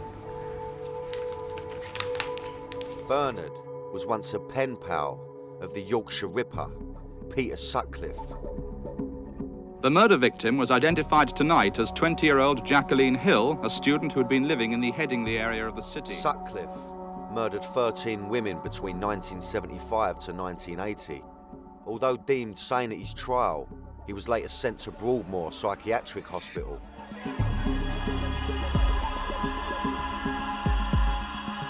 It's one of the most surreal moments I've ever experienced.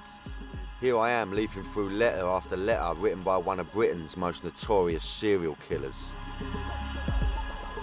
I mean, just look, I mean,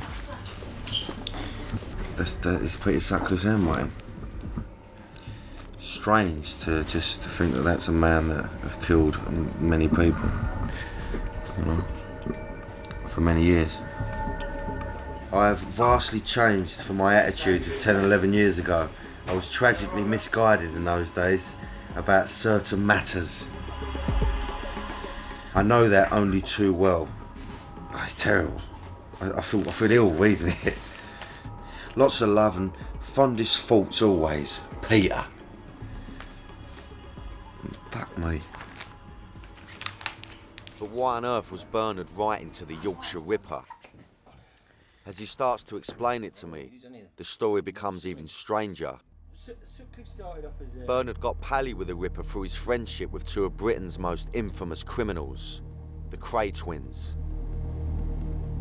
After organising a charity boxing event, he became a regular visitor to both the Crays, which sparked an interest in Bernard from one of the tabloids.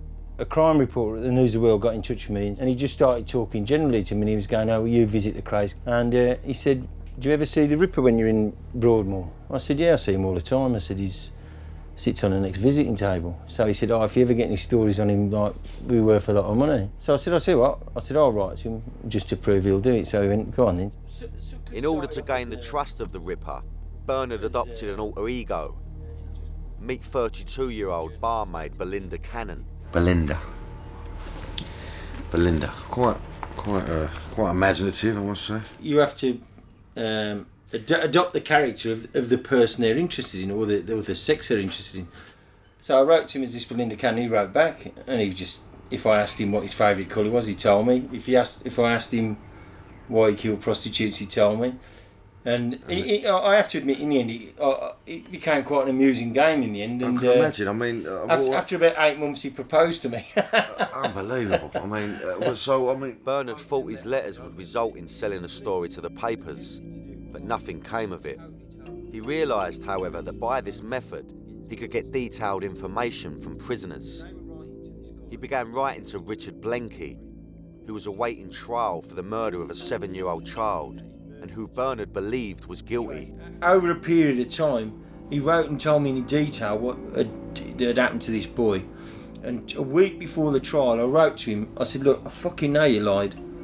You did it, didn't you? And he wrote back, he went, yeah, I've done it. And I got in touch with the police, give him the letter, and they confronted him with the letter on the morning of the trial, and he's there to plead not guilty. And it's something that sticks with me. The boy's father said, it was the best feeling in my life, he said, because I knew he's guilty, the police know he's guilty. To hear him stand there and say, yeah, I did it, he said it was like fucking... Yeah. And he can't appeal, can he? No, of course not. So it's a great... I do get a lot of pleasure out of it, yeah. It's a fucking great feeling. Oh, what other people have you wrote to then? Oh God, you name it. Ian Brady. Brady is, yeah, Brady. I became friends with Winnie Johnson, whose son Paul's still missing. Paul's the boy that they never found, yeah. And she suggested I speak to him, and I've been speaking to him now for 7 years, and I still speak to him now. Nothing. He ain't going nowhere. He's on an hunger strike for how long? He's off his fucking trolley, you know what I mean? He also tried to get a confession out of Ian Huntley before he went to trial. Ian Huntley? I wrote to him for a long time. A vile fucking...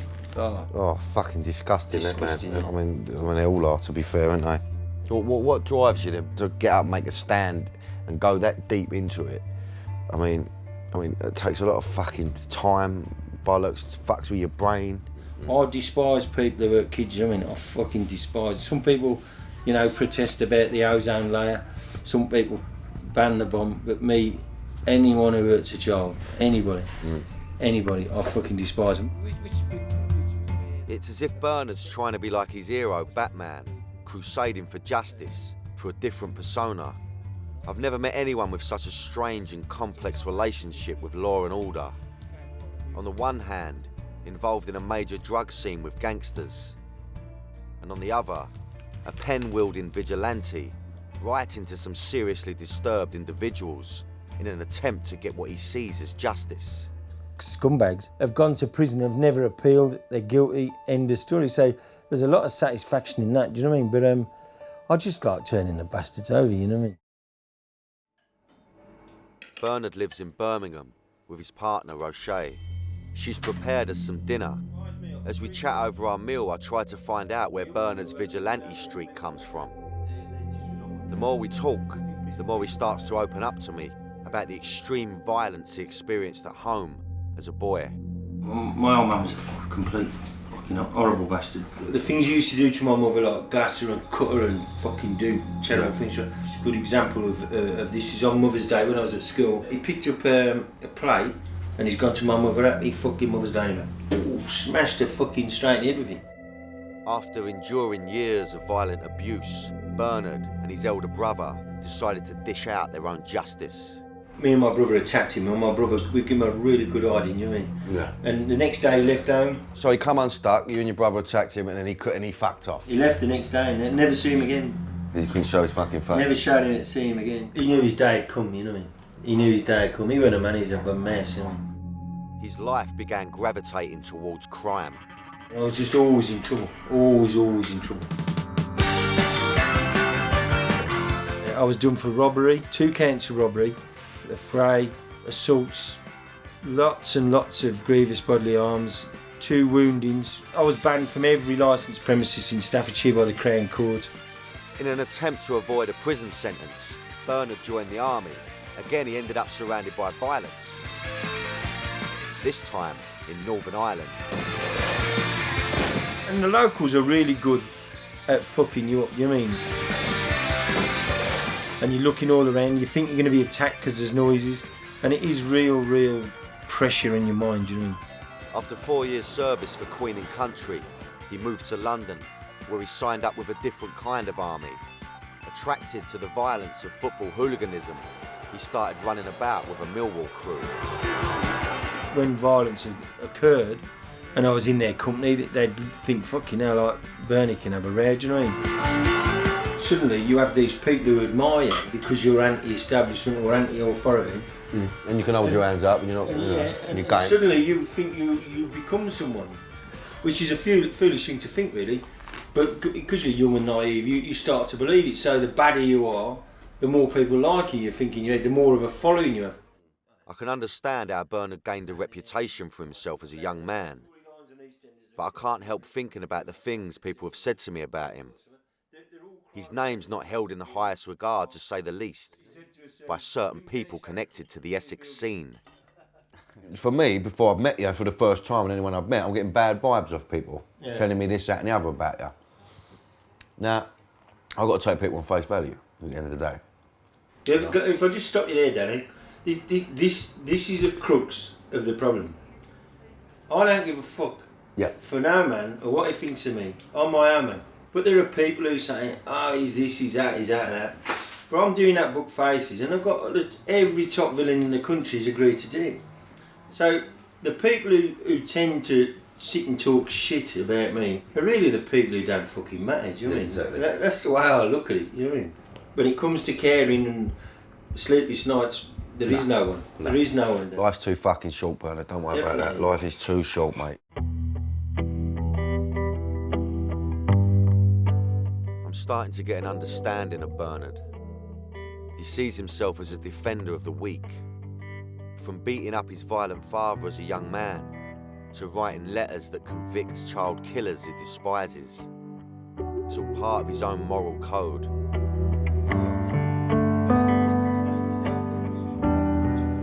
It's been a long old day. Bernard's a complex character. There's so much more I still need to find out. Crucially, I've not got to the bottom of his falling out with the Essex boys. I want to find that out for myself and not rely on rumours and hearsay. I've really learned you've got to just take people at face value. On a personal level, I've gone into this thinking this kid's is going to be shit. He's going to be fake. He's going to be just a wannabe. And, I couldn't have been any more wrong, really. He's not claiming to be a villain. That's what's interesting. He's clearly fascinated by that whole world. some of the stuff he's been telling me has freaked me the fuck out. This whole idea of writing to people like Sutcliffe and Huntley and, you know, these paedophiles, trying to get information out of them, and, you know, I mean, it's a fucking mad thing to do. But he's clearly done a bit of Bird, and I'd like to sort of delve into a bit of that tomorrow. You know, there's a lot more stuff going on. So, I'm gonna get me nut down. You know, I feel safe here, even though there's a lot of hate for this guy, but I feel safe here, I feel comfortable here, and, you know, we'll go over some stuff tomorrow, I think. I'm gonna have a lot to think about tonight. I'm living with Bernard O'Mahony, a man whose life has been a richly dangerous tapestry. I mean, I've been stabbed 6 or 7 times, I mean... It's been a strange one. Fucking hell. We met in a field with guns and a Range Rover, in which 3 of his former associates had been shot dead. Back at his house, he showed me his collection of letters to various psychopaths, as you do. It's Peter Sutcliffe's handwriting. It's the morning of my second day, and over a cup of tea, I have a chat with Bernard and his 30-year-old partner, Roche. There's a bit of an age difference, so I start with a bit of teasing. She's a lovely young lady, Bernard. I can't help but notice she's a bit younger than you. Is she? A lot younger, you know. You've had a right result there. Spent a lot of money, haven't we? I wonder if Roche knows what she's getting into. Bernard's involvement in crime has resulted in him being threatened on several occasions. One example is this incident caught on CCTV. It shows Bernard being attacked with a pepper spray outside a nightclub. His response proved that he's not someone to be trifled with. Do you ever worry about him, Bernard? Do you ever worry just because of people who the books he's wrote and the people he's upset? You know, which Bernard, you know, he takes it with a pinch of salt. But yourself, I mean, that's your man, isn't it? So that phone call, I was a bit concerned of. But then again, and I'll think, well, he knows how to handle them sort of people. So in a sense, not really, because I know he can talk to them in the way they would expect him to. So and you would know if he was worried. You would get a feeling in anyway, wouldn't you? Do you know what I mean? On something, and then I would say like, oh. But no one's ever going to hurt you. Going to ring you up and warn you. No. Nah. When just they all ring talk, up, I and just it's silly go, talk. But another fool who's had too much coke. and I think as well, if it was going to happen, and they're going to say it was going to happen, it would have already happened in anyway, wouldn't it? Speaking to Bernard about this, I realise we have something in common. He's been called this, that and the other and judged by people who don't know him. It's something that I get from doing these shows. Well, it's this thing that I have to deal with, is this tough guy image, right? A hard man, you know, and this is what the press label you as, right? You know, it's always in my mind that someone's going to have a pop at me, you know, thinking that, look, I'm not a mug or nothing like that. I'm from Canning Town, but I've always swerved that life, you know? And so I always read things about me, and it's Danny Dyer in brackets, tough guy actor, which is complete bollocks. And it frustrates me, you know? I'm a sensitive soul. And I suppose making these shows don't help me at all, but the reason I do make these shows is to show a different side to me. Yeah. And I'm not giving it the big one. I mean, you know, when I met people like Paddy, you know, I felt like a little girl around him. You know, and I wasn't afraid to say that, you know? It's important that I try and get that across, you know? So it doesn't matter what Mr. X thinks of me or this gang think of me. I don't go to bed worrying about him, do you know what I mean? Despite the threats, they seem happy together, and they have one very good reason to look forward to the future. Roche is expecting a baby in 6 months. It will be Bernard's 4th. He has 2 sons and a daughter who are now grown up. How does it feel, the fact that you're going to have another child, 32 years after the first time you had a child? I mean, I've got to say, I've got to hold my hands up to you. I'll raise my cup of tea to that. you know. It doesn't matter what you do. Second time round, third time round, you can do things better. Do you know what I mean? And I look back at things I did bringing my own kids up and I think, oh, you should have spent maybe more time, you should have done this, more time at home. And so I'm really looking forward to it, to cover all them little mistakes I made on the way, do you know what I mean? Bernard's got a chance to make a new start, which is something he didn't get with his second wife, Emma. Aged just 26, she suddenly and tragically died of a flu-related illness less than 6 months after they were married.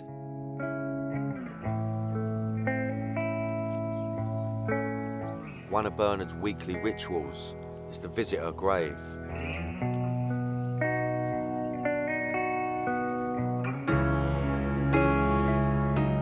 As you can see, I'm not very good at flower arranging. I was going to say that, yeah. I wouldn't book you a flower arranger though, Bernard, to be honest.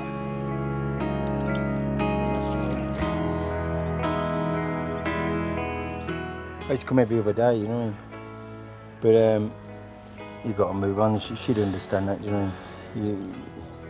Yeah. You'll never forget her, you know what I mean? But you just got to get up and dust yourself down and get on with it, you know what I mean? How long would you usually spend over here? Just sit here and just, you know? Oh, when it first happened, I slept here a few times. Really? Yeah. I couldn't believe it. I mean, 19 weeks. You know, she always used to joke, you know, when you were old, I'll slash your tyres and leave you in your wheelchair in the middle of nowhere, you know. But you just don't think she's going to die. Bernard's in a reflective mood, and so I take my chance to question him further about his violent past. From a very early age, as I say, my father was probably the most violent man I've ever known in my life. He was off his fucking head. And he wouldn't just beat you, he'd use weapons on you, you know what I mean? Mm. And you left the house just fucking your mind just turmoil. And when you saw happy kids, you really resented them, and you wanted to crush their happiness. And really? My dad did this and my dad did that, and you'd smash them. And then when you're at school, you'd get in trouble, and teachers couldn't understand why you're so violent, so disruptive, and you become a sort of outcast. You know what I mean? Mm. But that violence sort of stuck with me, and then inflicted it on lots of people. I've been in prison 4 or 5 times, but just for wounding, and I've been remanded a few times, but all for violence, you know what I mean? In 1983, after he stabbed a man in a pub, Bernard went on the run. I knew I was going to prison, and so I thought, move to Holland, because I'm out the jurisdiction of the police. After a brief spell lying low in Holland's liberal city of Sin, he headed for a place where he was drawn back into a world of violence. We flew to South Africa, landed there, and the fucking first riots ever in Johannesburg kicked off. South Africa in 1984 was at the peak of its violent and troubled history, with apartheid tearing the country apart. In Johannesburg, Bernard found work as a security guard on the door of a Greek nightclub on the city's notorious Murder Mile. Dangerous place to go, though. It is very, you're not like a doorman here. You have an handgun, you have a shotgun, all types of different weapons, yeah. Don't need a licence. No, I only had a fucking holiday permit. The Murder Mile is exactly what it says on the tin. It's one of the most violent streets in the whole world. Everyone carried guns, everyone carried knives, and they're just fucking killing each other. Following a fight with a Portuguese gang in the club, one of them followed Bernard home. And then when I went home that evening, I was attacked by him and I was stabbed in the chest. And there was a bit of a fight in the lift, and the Portuguese guy got hurt quite badly. Bernard was arrested for the attack and once again found himself in prison. It's a horrendous fucking place. They used to hang between 7 and 14 people a week. Would they hang people in front of you, or was it one of them sort of... Yeah, they'll put them in a lorry, and you'll see them going down one end of the prison, and then you'll see the lorry coming back, and they're all fucking dead in the back of it. As soon as he was granted bail, he fled the country on an emergency passport, taking the first available flight out. He found himself in Luxembourg, from where he travelled to France, and then back on a ferry to the UK, where he was still wanted for the pub stabbing. I had no proper passport, just a piece of paper saying from Joburg to England. And the customs man see me walking towards him, I just thought, I know he's going to tug me, I just know it. And he tugged me, and I was in prison the same night because they got me for what I originally went on the run for. But you was back in England, though? I mean, oh yeah, I was in Stafford prison, and it was like being in the Hilton Hotel compared to what I'd been in. You think you learnt stuff from being in prison? I mean, did it sort of shape you into a better man? Well, I'd like to think that I learned stuff from every tragedy and every bit of shit you go through, you know what I mean? And prison was no different. But People who think it's clever, it's just soul-destroying being in prison, because you're locked up with complete fucking idiots. Do you have any feelings of guilt, or from the people that you have hurt, or people you've cut, people you've bottled? I mean, do you dwell on that at all? Or? No, because it's just done business to me, and a few of the people I've had altercations with, I still haven't got, you know, some of them I think, you know, they're just worthless human beings, but there's others I genuinely do feel regret doing it, do you know what I mean? There's good and bad in all walks, isn't there? But I don't dwell on things, you know what I mean? It's like, you just move on, get on with it, you know what I mean? I've had 2 days with Bernard, and I've learnt that throughout his life, he's been constantly drawn to the criminal underworld. It's as if crime is the oxygen to his flame, and without it, I wonder if he would be able to exist. But questions still remain for me, blanks in this story that need to be filled. And most of them revolve around the place that I suspect shaped much of who Bernard is today. It's the county that I now call home, the birthplace of such varied and great British icons like Sir Alf Ramsey, Sam Fox, and the Escort XR3i.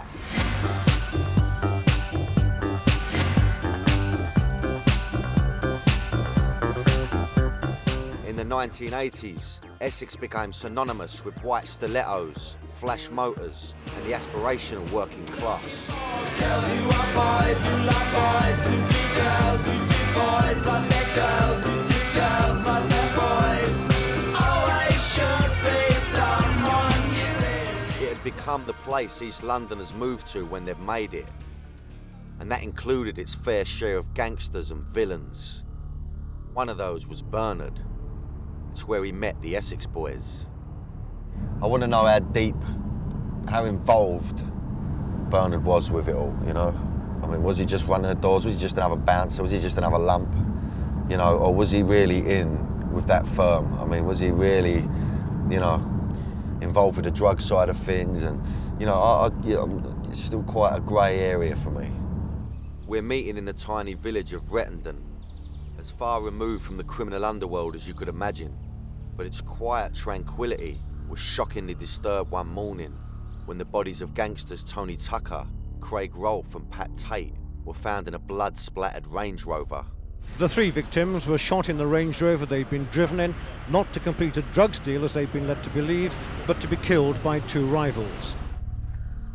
As we walked the quiet path where the men were found, I asked Bernard how he'd come to be involved with these men in the first place. I mean, was you involved with the drug side of it? Was you know, just on the door? I mean, how deep was you? In 1986, I was released from prison, and new beginning, new start. Jumped on a train and headed to Essex. Once again, Bernard's wanderlust brought him back into contact with violence when he became a bouncer at Raquel's nightclub in Basildon. At the time, it was like stilettos and fucking drunks, basically, you know what I mean? They're either trying to fuck each other or fight each other. Yeah. But everything was about to change. Something arrived that revolutionised clubbing. And it wasn't headscarves. What it done is it changed clubbers. It changed, you know, what they was doing when they was in a club. And the monsters turned into mice overnight, do you know what I mean? They did, didn't they? Hugging each other and loving each other. And the mice needed feeding. Now Bernard didn't have to worry about tear-ups and chucking people out. It was all about making money from ecstasy.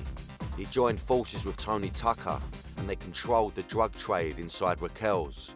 I said, you know, you can have your bit on the side of the gear and I'll run the door and we'll all be happy, do you know what I mean? Because it was a big club, it attracted like the promoters, rave promoters, because they thought, oh, it's a peaceful club, Tucker runs it, everything will be sweet, all the drugs in it. It worked really well. The drug business is a ruthless one. As Bernard was about to witness firsthand, Tucker and Tate were dangerous gangsters, with their fingers in all kinds of unsavoury pies. Tate went into Canning Town, which you know very well because you're from there, and he robbed people in Canning Town, and it's just not a career move, you know what I mean? It's just not very clever, and they thought they were invincible, you know what I mean? Tate only went through people's doors one way, and that was just kick it off the hinges, barging, screaming, shouting, threatening people with guns, violence, just naked violence. I mean, it's the only thing he knew. Do you know what I mean? I went on expeditions to Bristol to shoot a guy. I went to Sunderland to kidnap 2 brothers. So it was like although everything was Essex based, they had sort of nationwide interests. You know, they were just vile human beings who destroyed families, destroyed people and wrecked their lives. Things came to a head when 18-year-old Leah Betts became an unwitting anti-drugs poster girl. After taking an ecstasy tablet, she fell into a coma. Police warned that they suspected the ecstasy tablet was contaminated with another substance. The police believed that the type of pill she had taken was being sold in Raquel's. They approached Bernard about getting hold of one for analysis. I've got this dilemma. Is it a dilemma? Not really. There's a young girl dying. Do I help her, or do I adhere to this bollocks mythical underworld code where you don't talk to the police, you don't grass, you don't do this, you don't... I knew they wouldn't be happy about it, but I said, I'll try and get you one. I said to the police, I'll try and get you one of these pills. Helps the girl, great, you know what I mean? Bernard couldn't get his hands on one of the pills, but as far as the Essex boys were concerned, he'd spoken to the police, and so he was a grass. But when Tucker and Tate and the others heard that I'd so openly agreed to assist the police, that's when my phone started ringing, you know. We're going to fucking shoot you, we're going to fucking do you. But just a few weeks later, Bernard wouldn't have to worry about any threats. Someone went after him, and they didn't miss. There was about these killings a hard and ruthless edge which can only horrify and stagger the non-criminal mind. According to Bernard, the Essex boys had it coming. They'd pissed a lot of people off thanks to their antics that involved robbing other drug dealers. And there's no hiding, no masks when they went to rob these people. And when a geezer loses 100 grand's worth of gear, it's going to come back on you, you know what I mean? And he believes they were lured down the lane with a story of a plane loaded with drugs that was landing on this field. It was a lie. He explains that there were 2 gunmen, one who was in the car with them, the other waiting in the bushes. The vehicle came in, went to the bottom of the lane, pulled up at a 5-bar gate. Yes. Gunman's accomplice walks to the front of the car pretending to get the gate. Instead of unlocking the gate, he actually bends down and picks the shotgun up. Meantime, his friends come out of the undergrowth to the open back door, does Rolf behind the ear in the back of the head, does Tucker in the side of the face, shoots Tate in the liver. They didn't intend to kill him initially. He wanted him to witness the slaughter and say a few words to him. And then the other gunman went round to where Tate was sitting, put the gun in through the broken window into the back of his head, pulled the trigger and sent Tate to wherever we all go. So if the killers were with them, they must have known them.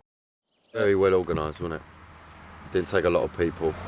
Extremely well organised, yeah. I mean, There's people that have done this many, many times before, isn't it, really? They knew what they were doing. Even though the murders happened 15 years ago, Bernard is still involved with the case. He's campaigning for the 2 men convicted of the crime. He believes Mick Steele and Jack Womes are innocent. I mean, they got sentenced to 15 years. I mean, that's 15 years ago. I mean, surely they're due out. Well, they won't accept their guilt, so they're not going to let them out while they're still protesting their innocence. Really? Yeah. Is that how it works? Yeah, they just... They've done their time They for just murder. won't have it. So they'll do hands up and say I'm guilty, and even if they're not, then they'll be allowed out. That's how it should work, but I'm not sure it would in their case, you know what I mean? Bernard thinks the old Bill got the wrong people. And at the time of the murders, he was being threatened by the men that were killed. He also seems to know a lot of details. It's got me thinking, could he have been involved? I've been living with Bernard O'Mahony, a man whose life has been inextricably linked to violence and crime. We're in Essex, a place that has played a major role in Bernard's life. He's a former associate of Tony Tucker, Craig Rolfe and Pat Tate. who were murdered in one of Britain's most shocking gangland killings. I've learnt that he'd fallen out with the gang just before they were killed, and he's told me that he doesn't believe the men convicted are guilty. He also knows a hell of a lot of detail about the killings. He was arrested at the time on suspicion of the murders, so it's left me wondering. I've got to ask you, Bernard, I mean, for me, you seem to know so much about it. I mean, it's almost as if you're standing there watching it happen. How do you know that this is how it took place? How do you know? Well, because guesswork or what? No. People talk, don't they? And you know, over the last 15 years, I've got a good idea of what happened. And if I knew who'd done it, I wouldn't tell, because I honestly think whoever did it did the world a favour. You know what I mean?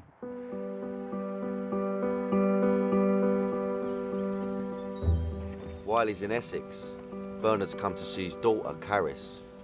She lives here with his first wife, Deborah. Oh.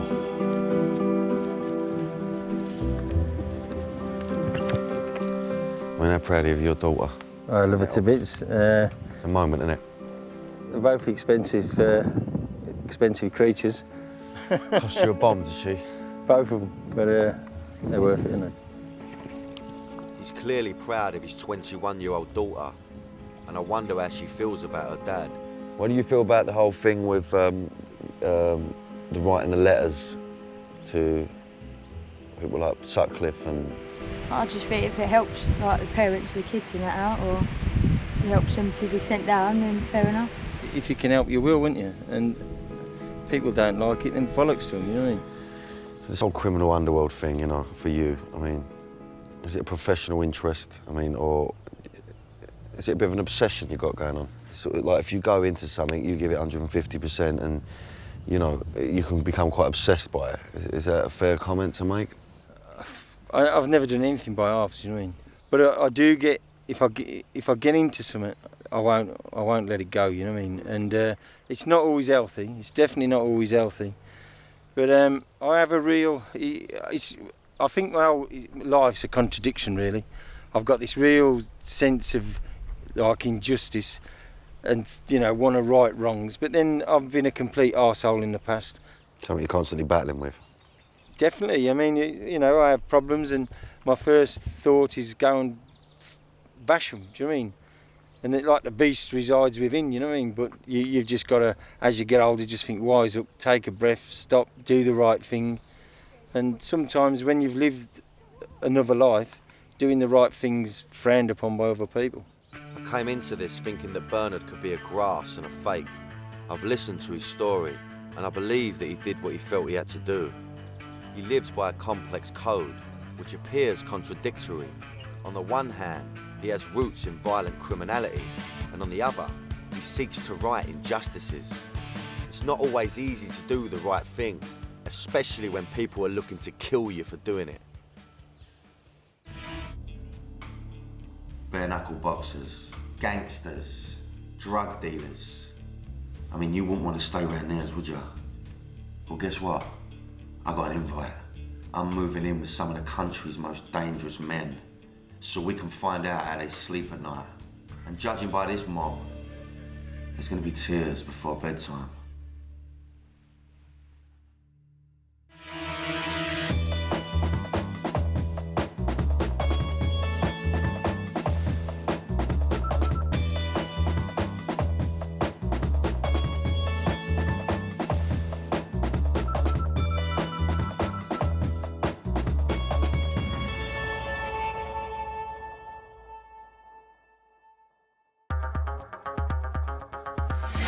Travelled all over the country, meeting some of Britain's deadliest men.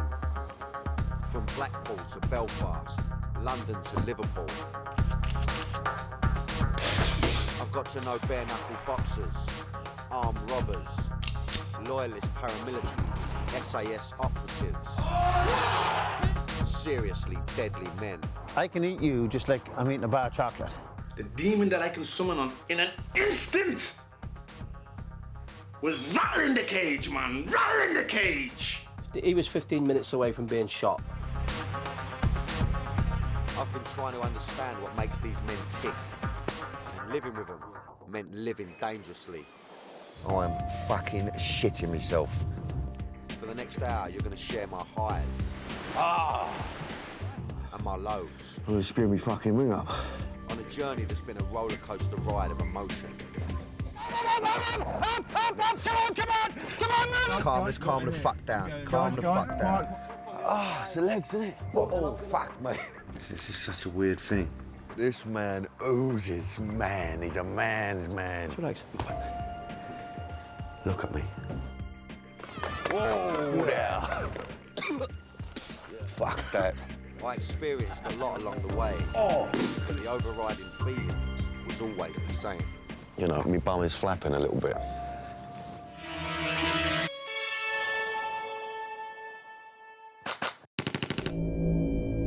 The most nerve-wracking moment is always the initial meet. Feel a little bit uneasy. Feel like I'm being watched, I'll be straight with you. Of course, these blokes have agreed to film with me. Worst case scenario is if I piss them off. But in the back of my mind are the kind of things they've done. The anxiety is coming out of my ear holes. And who they are. So I'm a bit on edge, to be honest with you, at the moment, you know? The tension's made worse by the fact that I'm usually left hanging around somewhere.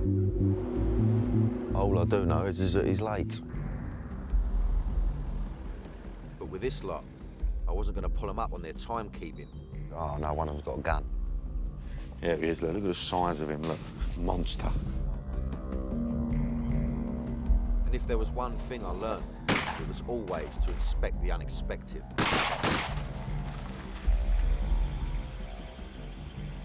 How are you, mate? How you doing, Danny? Good to meet you, bro. Right, pal, how are you? Pleasure, mate, yeah. Right, boys? Take him a fucking drive. Give away, come on. We'll hold him for ransom. But the one that really shook me up was when I went to meet SAS veteran Spud. I chose the wrong day to turn up with a sore head. Look, I'm going to be straight with you now. I've had a bit of a late one. I feel a bit ropey.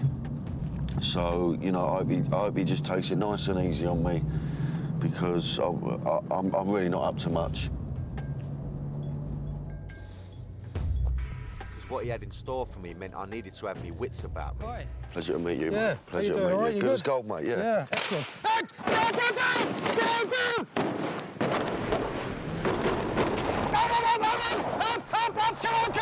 Come on, move it!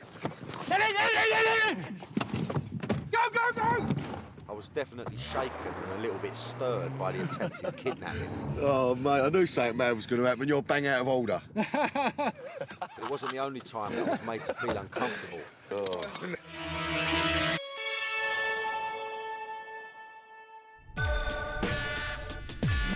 I've had my share of embarrassing moments on my travels. From dropping my trousers in front of an ex-copper. What you fucking want, I'll fucking do it, yeah. Boom. Other than that, yeah. To awkward questions from a drug smuggler's daughter over dinner. Are you really a drug dealer? Am I really a drug dealer? Yeah, someone told me that you're a drug dealer. In real life? No. Of course I ain't. I'd be mad, wouldn't I? Bit on top, innit, me, selling drugs? But that was nothing compared to when I got caught short on my night on military manoeuvres with war veteran Mo Teague. I'll tell you something, though, Mo. I've got to have a shit. Not out of fear. Don't start thinking this out of fear. No, it's necessity. I'm due a pony. You don't think As you say in East London, I'm due a pony. It's a bit embarrassing. I don't want to talk about it on this. Can't wait till the morning, can you? Not really, Mo, no. I'll just go have a squat over there. Well, yeah, you can have a squat over there, mate. But take that with you. Oh, no, what have I got to what? We've got to wrap it up, mate. You've got to bring it. Everything that comes out goes back. Oh.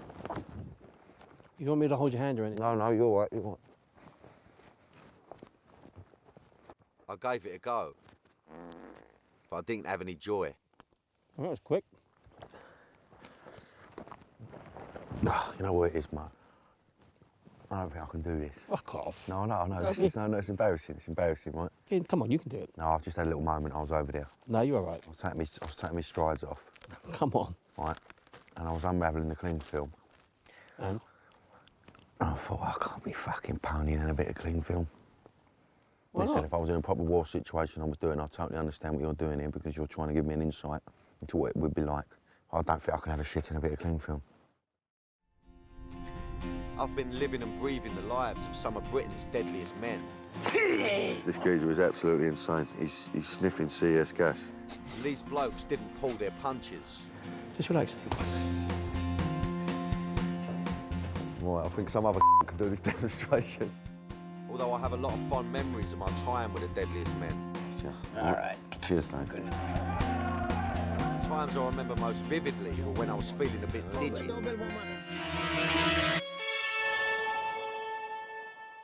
I am fucking shitting myself. I'm not ashamed to admit that at times I've had the fear. I'm digi as fuck. Don't know why, because I thought I was in safe hands. Living with Stephen French was a scary experience. But actually, you know, I've got to say, you know, my bum is flapping a little bit. The demon that I can summon on in an instant was rattling the cage, man, rattling the cage. The man known as the Devil used to tie up, torture and rob drug dealers. And he shook me up when he demonstrated how he used to do it. If I put it on you now, Dan, you're gone. Yeah. I'm only holding you. Yeah? Right? Go. It would be. And this is how the individual will be made to feel. You'd be overwhelmed psychologically. And if you don't do that, this is what's going to happen to you. Stephen told us not to broadcast what he whispered in my ear. It was too upsetting. And I can tell you it's something I won't forget. Yeah, that's freaked me out a little bit. That's done me. I feel a bit sick. I feel like I'm going to chuck my breakfast up. Cage fighter Ian Butlin had something equally frightening in store for me. I'm ready for this, I think. Yeah? Nah, because that'd be ridiculous. He wanted to help me conquer my fear of heights by jumping off a 10-metre high ball. No way.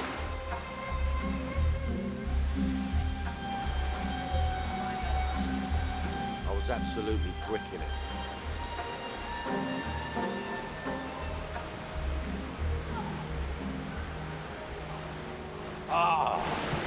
I'll do it, I will do it, I will do it.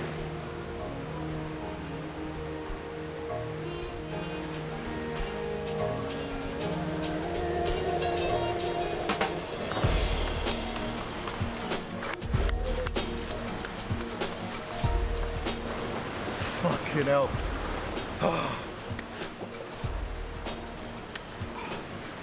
Oh, done it. Fucking done it. Yes.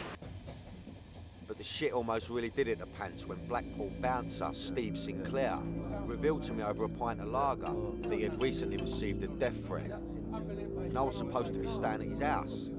The police actually came and gave me a written death threat about 6 weeks ago. Saved me life with it. Because when the police get there, they've got to tell you, innit? No, but they've come and given me in writing. But they said, the threat is imminent. And they said, can we do anything to help you? And I said, well, yeah. I said, tell me who's fucking give you the... Oh, no, we can't do that. So if they told me who'd give me the death threat, I could sort it out myself. I'm a bit freaked out by the idea of me sleeping around his house, right? And he's telling me he's got a death threat and it's imminent. So, you know, it's made me a bit paranoid. I don't know whether I want to stay around his house or not. I've got to think about myself. I've got to think about the fact I've got 2 kids, you know what I mean? Do I want to be putting myself in that situation? I think he's a lovely geezer, but fucking death threats, you know what I mean? I don't need it. But it hasn't all been brown trouser moments. Sometimes I've even had a chance to relax and enjoy a nice bit of munch. That's very sophisticated. I've never had my beans in a little bowl like that. Me neither. On my travels, I got to taste some of the finest home cooking. Lovely, this lovely bit of dinner. Appreciate this. Cage fighter Dave Butlin's missus rustled up a very tasty stew. What is it? Pheasant, rabbit, game. Oh, it's all that game, is it? We're in the game. Although I did puke it up later on. Not nice when you've got a bit of rabbit coming out your fucking nose, I'll tell you that now. Whilst ex-street gangster Elijah Kerr showed me the extent of his cooking skills, which was a bowl of Frosties. Oops. See, look, that's what I'm saying. Look at that. Look at that. I'm trying to make cereal. That's what I'm saying. That's how you know this is serious stuff. No, you've done well there. Very well done. When I met bare-knuckle fighter Paddy Doherty, I didn't realise I was on the menu. I can eat you just like I'm eating a bar of chocolate, like I'm eating a Yorkie bar. Your nose, your eye, your lips, your ear, your neck, yeah. I'll eat you like a Rottweiler. Sometimes eating's cheating. I've not had nothing to eat all day and all. There's been no dinner. I ain't had dinner, Kate, but I don't have dinner. Hopefully there's going to be a nice bit of breakfast in the morning. If there ain't, I'll suffer it. I'm not going to moan about it. But looking back, I should have stayed off the fry-ups and gone for something a little healthier, so I could be properly prepared for the physical challenges that these blokes put me through. I wanted to test myself against them. I'm ready for them. I'm ready for them. I ain't really, I'm freezing. At times, I wondered why on earth I signed up to do the series, as I was beasted by the deadliest men. Keep working. Dig deep, everything you've got. Fuck that. If I broke the myth here, I apologise.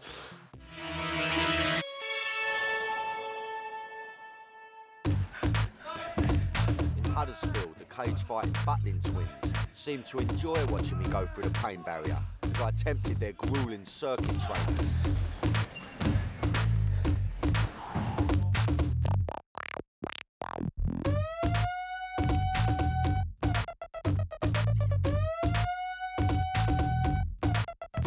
Go on, push it. Fuck that. I soon discovered that my fitness levels left a little bit to be desired. Oh man, fucking hell. That was fucking proper hard.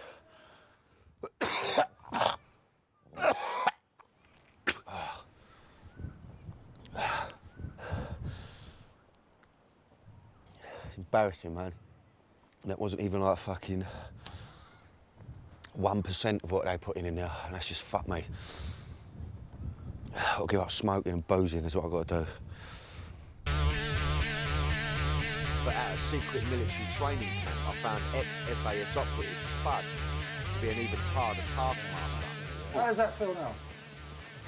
Fucking horrible. Is that good? Well, that's the way it should be. Come on, come on! Come on, yeah, over the top, over the top. That's it, wait for Danny. Doing a proper military exercise in full kit. It's not something you want to be doing at 10 o'clock in the morning. Trust me. Come on, Danny, come on, that's it, mate. Over here. Now sprint. Through here, come on. In here, up the stairs. Come on, upstairs. Let's go. Can't breathe. You can't breathe. Don't take it off. Don't take your mask off. Keep it there. That's fucking hard, mate. Don't, Danny. Hold on. Don't take it off, all right? I'm spew me fucking ring up. That's really tough, man. I'll tell you what. I've just done fucking... That's nothing. Running about for 30 seconds and the whole weight of the gas mask.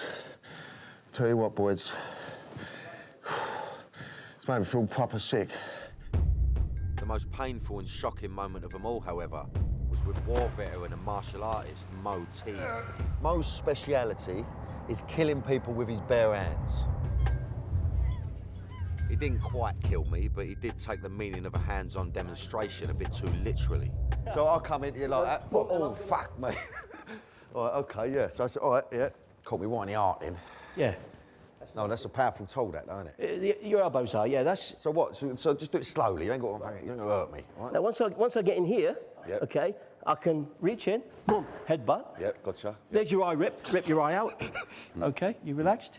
Well, a bit. So I've headbutt, I'll flick you in the eye, boom, catch you here like this. Fucking hell.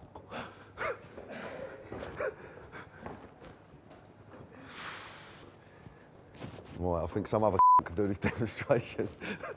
Oh, that was a shock to the system, that was. No, that rattled me head. It was a totally unexpected moment. After you've ripped me fucking eye out, I don't think I'll be standing there anymore. He was using real violence on me, I was half tempted to walk out, but I didn't want to lose face.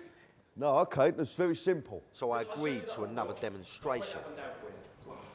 Close your mouth, clench your teeth. No, what are you going to do? I'm just going to give you a tap, just All right, from good. here. I'm not going to pull my hand back or anything like that. Just relax. No, relax. Just relax. You knocked me spark out. For fuck's sake, Mo, slow down. Fucking hell. I can't see how anyone could go up against this guy after what I've just witnessed. It's absolutely freaked me out. And me being a Ponzi actor that I am, I can't believe he punched me on the jaw. The initial connection I got with Mo wasn't a very nice one. But later on, after a few, well, several drinks, we did get closer and enjoyed a healthy male bonder.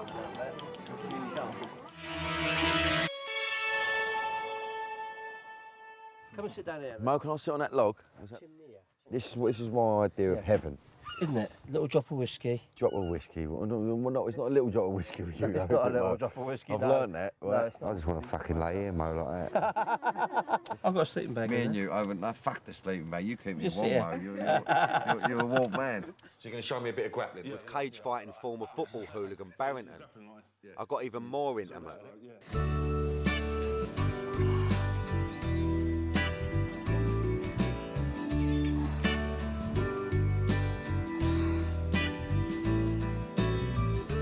I remember him being so gentle with me. Oh!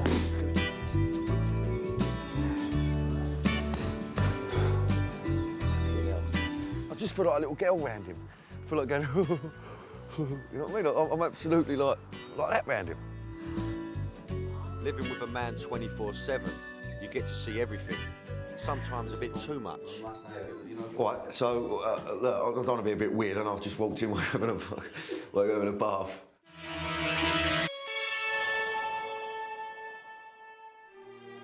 Getting to see inside their homes has often been surprising. I love his plot. What a gaff. What a gaff. Pisses all over my gaff, I'll tell you that now. And it's no word of a lie. Classy. It's amazing what you can learn about someone from their soft furnishings. Got enough pillars here, Pat, or what? Yeah, that's the travelling women. They love all that. Yeah, all travelling women. All women love a pillar. War veteran and deadly martial artist Mo Teague had something very interesting ticking in his living room. And it wasn't a clock. Oh, fuck me. Yeah. I've never actually tested it to see as to whether it's... Don't wind me up. What do you mean? Well, I've never actually pulled the pin and found out. I mean, I know there's a fuse in there, so I've never actually... Should we let it off in the garden or something? Nah, you're all right. Can I feel it? Yeah, it's a heavy piece of kit, isn't it? So you just have that sitting up there like that, just... It's an ornament. Blackpool bouncer Steve Sinclair showed me his interest in collectibles that I've yet to see featured on the Antiques Roadshow. Just pulls out like... Yeah, I knew it. I knew it. I knew there'd be something going on. That's a lovely little stick you got. And Steve kept something special, conveniently wrapped up in a plastic bag for any unwanted house calls. Soon somebody comes calling. Oh, OK, so you can keep that at the door, just in case. If anyone comes knocking, I knock back. Well, they won't be knocking again, will they? No. Well, they certainly won't be knocking with their fucking hands. When I went to stay with former loyalist paramilitary Sam McCrory, he topped the lot. He had something hidden in his closet that you wouldn't expect to find in many people's gaffs. It's a Mark 5. I'll stop an AK-47. A Mark 5, yeah? Yeah.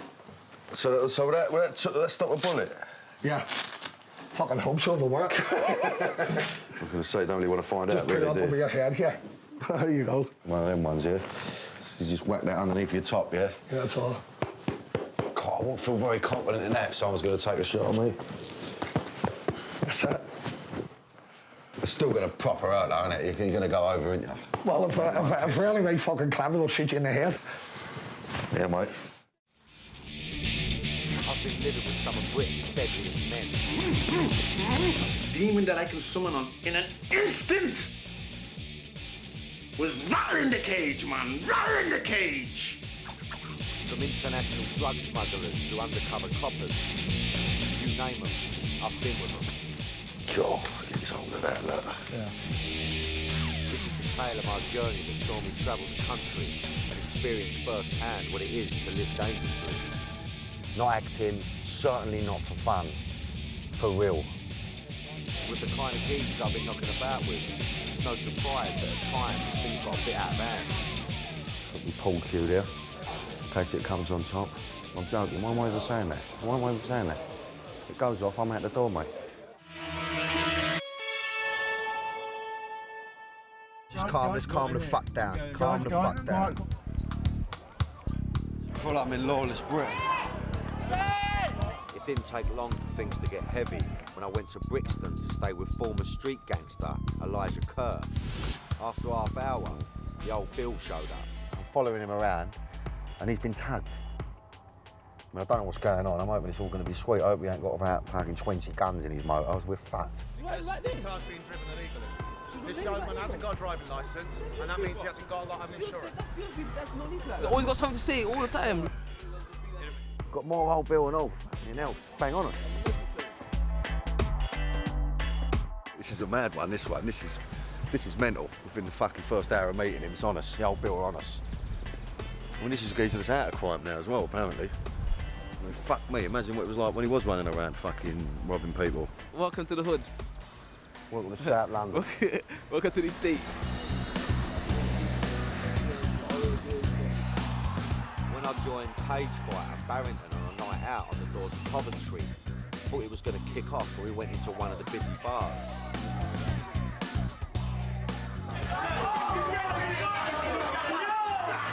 With my mug there, we were getting a lot of unwanted attention. It was like being in the opposition stand at an away match, and I was worried how Baz was going to react. His mate Andre kept me out of harm's way while Barrington took care of a little business.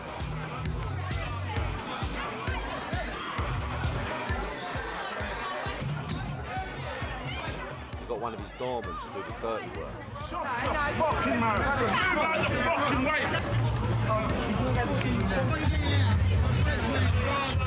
Right, it's 2 o'clock in the morning. I just want to go back to the hotel. Barrington's at it all night. I'll say good luck to him, mate. I tell you.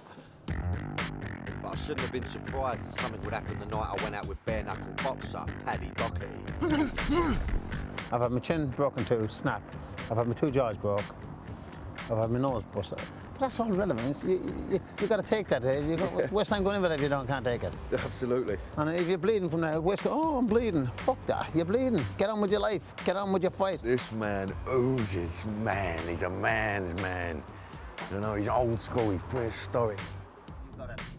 Paddy took me to a pub to watch the European Cup final. Now, just have a little look round. Go on, have a little pan. It made the one in Shameless look like China Whites. Have you ever seen so many lunatics in your fucking life? Thank fuck for Paddy. A Cockney walking in here on a Man United game against Barcelona.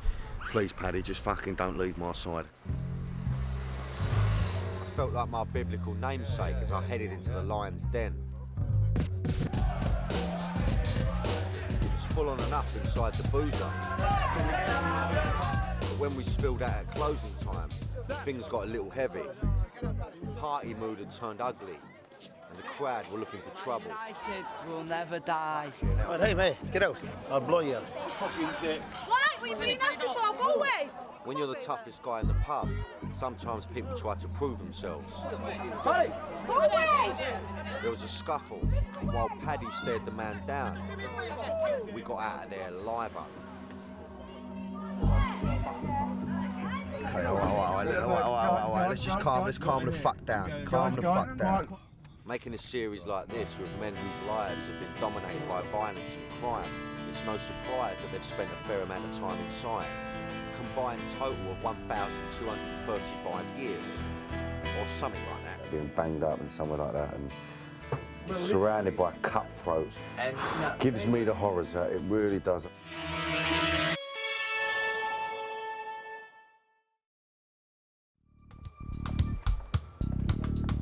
I've never been to prison, and I don't fancy it much. Be banged up with other geezers all day, just thinking complete bollocks. Bank robber Vic Dark had seen the decor in most of Her Majesty's finest establishments. I've been in most prisons around the country, mostly up north. Even Pentonville I was in when I was a kid. Albany, Parkhurst, Lincoln, Durham, False Sutton, Frankland, Long Larton, Strangeways, Walton, Belmarsh, Scrubs, Wandsworth, Brixton. Just keeps going on. Nearly every prison in the system. When I met international drug smuggler David McMillan, he topped the lot. Forget Belmarsh, Brixton or Parkhurst. He'd been banged up and escaped from the infamous Bangkok Hilton. I've seen many a hard man from this side of the world crumble in those kind of places. All the new people coming in, made to squat naked. Pretty thorough searches. I remember a kind of fat, cross-eyed and ugly guard with one woolen mitt on with 2 brown fingers. There's a bit more colour were added to those 2 digits. Some spare ribs, don't look very appetising after that. Okay. No. The lawyer said, no, you're for the drop. I was going to be convicted for sure there. Now, 200 grams, it's still death penalty. Death penalty, death by firing squad, is it? Or is it death by... firing. It's quite a medieval way of going about it, isn't it? It's a machine gun welded to a bench. You're about 6 feet away, so not likely to miss. And there's a big sheet put in front of you, spare everybody the embarrassment. Now, bear in mind at this stage, you've had 30 lashes with barbed wire and your last meal. In that order, you know, what would you be ordering? He didn't look like much. But he proved to me that appearances can be deceptive, as he is the only Westerner to have escaped the Bangkok Hilton.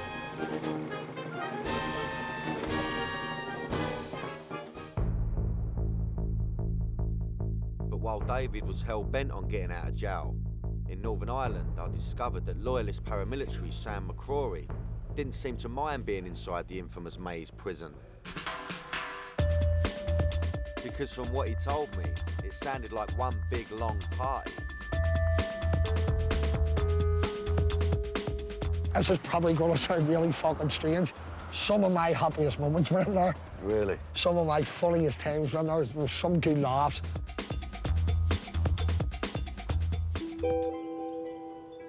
But it wasn't all fun and games meeting these guys.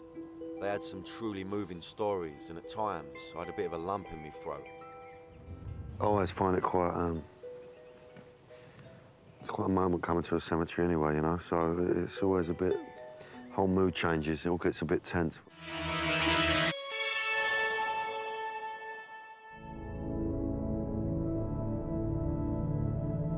Alone in the middle of a forest at the dead of night, with war veteran Mo Teague, we had a poignant moment as I asked him about his mental and emotional scars.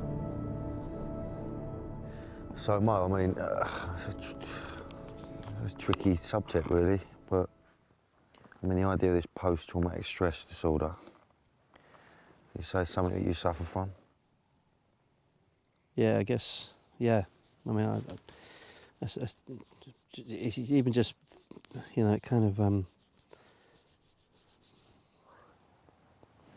It was an awkward and uncomfortable moment, so I tried to lighten the mood. Give me another sausage. That'll liven you up. Yeah. Yeah, sorry, you lost me there. That was silly. That was silly. On a boat at sea, international drug smuggler David McMillan explained the tragic events that led him to blame himself for the death of his first wife. My wife was arrested, and she was in there for 3 weeks. And she died in that prison. Really? She was burnt to death in a fire in the women's prison. Oh, sorry. It really made me feel incredibly guilty. I've never felt guilty about anything. I felt guilty about her death. That's my worst crime. I mean, what's the point of any of that if you can't protect your family? Yeah, of course.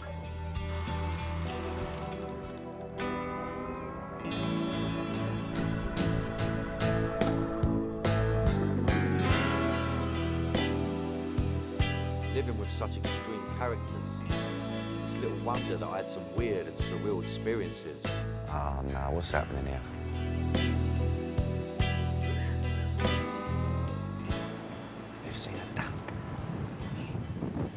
No, none of that. He's got one of them sort of very strange ways about him.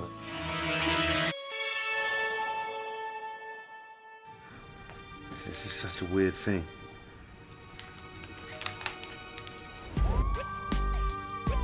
Bernard O'Mahony showed me his letters from various psychopaths. Just look, I mean, it's Peter Sutcliffe's handwriting. Strange to just think that that's a man that has killed many people, you know, for many years. I have vastly changed from my attitudes of 10 or 11 years ago. I was tragically misguided in those days about certain matters. I know that only too well. Oh, it's terrible. I feel ill reading it.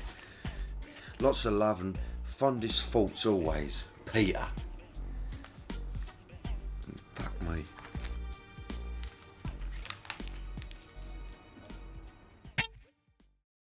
Not only did cage fighter Ian Butlin have more skincare products than Michael Jackson, he kept them in strict regimented order. I think it suffers from a bit of OCD. Danny, if I came in and I moved things like this, he does it to me all the time. Oh my God, he can't handle this. He can't bear that. Right. Can't wait to get involved. I can put that back on you while you're at the gym. We'll remind you about it. It's funny. It's funny. He's got to do it. Look, he's got to. When loyalist paramilitary Sam McCrory told me about his latest tattoo, I politely declined the offer to view it. My very last tattoo was one attack. The one on your you winding me up? No. You got one on your dick? Yeah. I got one on it. Fuck it. That's my very last tattoo. Fucking, what is it? An anchor. An anchor? Anchor. So when he used it, I tried to say, can I weigh me anchor in? I didn't expect that. Fuck me. That's mental. Certainly up there with the most weird and strange was when I went to one of the roughest pubs I've ever been to. And I've been to a few. Bumped into X Factor winner Shane Wall.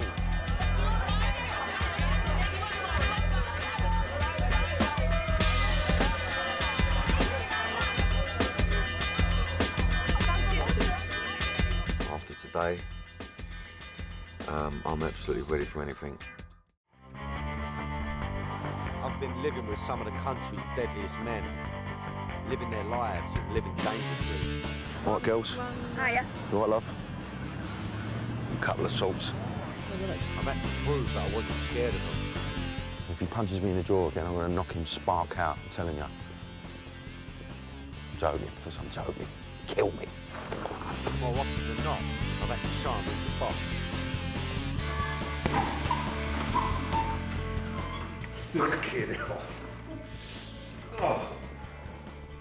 I learnt a lot on my travels, and an old cliche of show business was confirmed. Never work with children, deadliest men, or animals. All right, pal? How you doing? Everything in order?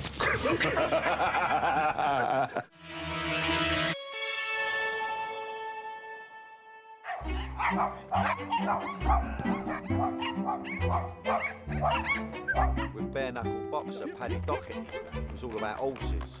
Who's your daddy, it's called? Yeah, look at that. I don't fancy getting on that. Do not fancy that at all. Look at the wheel. That wheel's going to go, isn't it? Yeah, nah, we'll only walk only today and back. Should we do it? Whoa, whoa.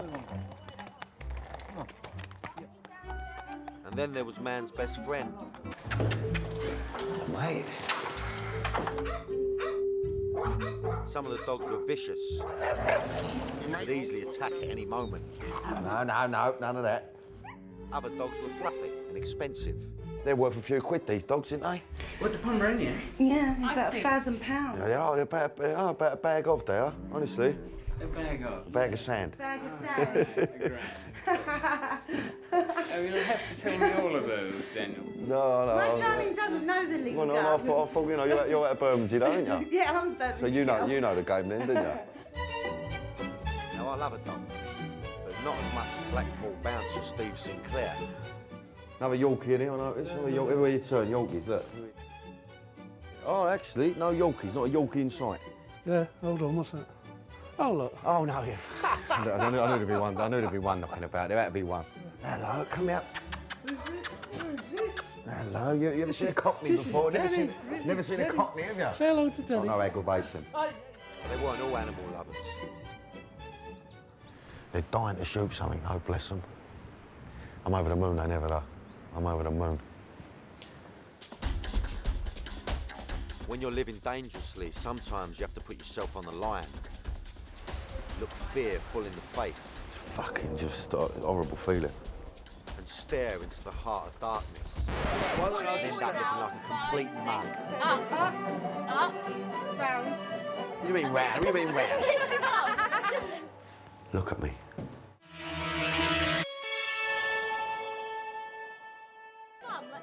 At a party at Mo Teague's house, I showed Michael Flatley how it's really done. Brilliant. All right, listen, that's living dangerously. That is living dangerously. And when I went to spend the night working on the doors in Blackpool with bouncer Steve Sinclair, I underwent a miraculous transformation, the like of which had never been seen before.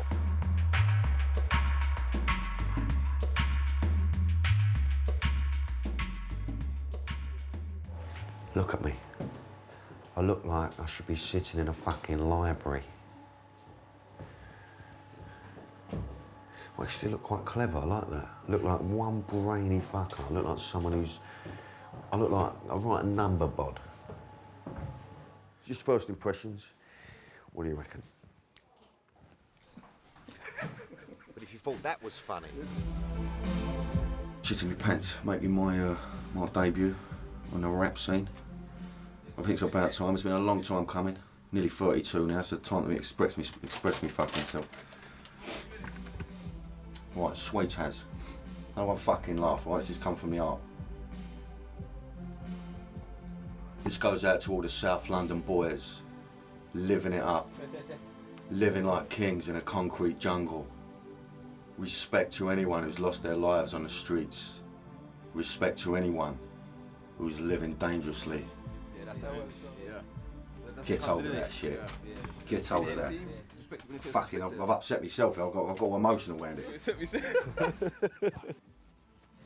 Get hold of that. Respect. Having covered thousands of miles, smoked far too many fags, and only had to do a couple of retakes. I'm on my way to Balagan. I'm going to find out what motivates the question I'm asked most about this series is, who is the deadliest man? It's a tough one. I'll shoot first, ask questions later. I'd lift up my balaclava and say, it's me, the devil, what are you going to do about it?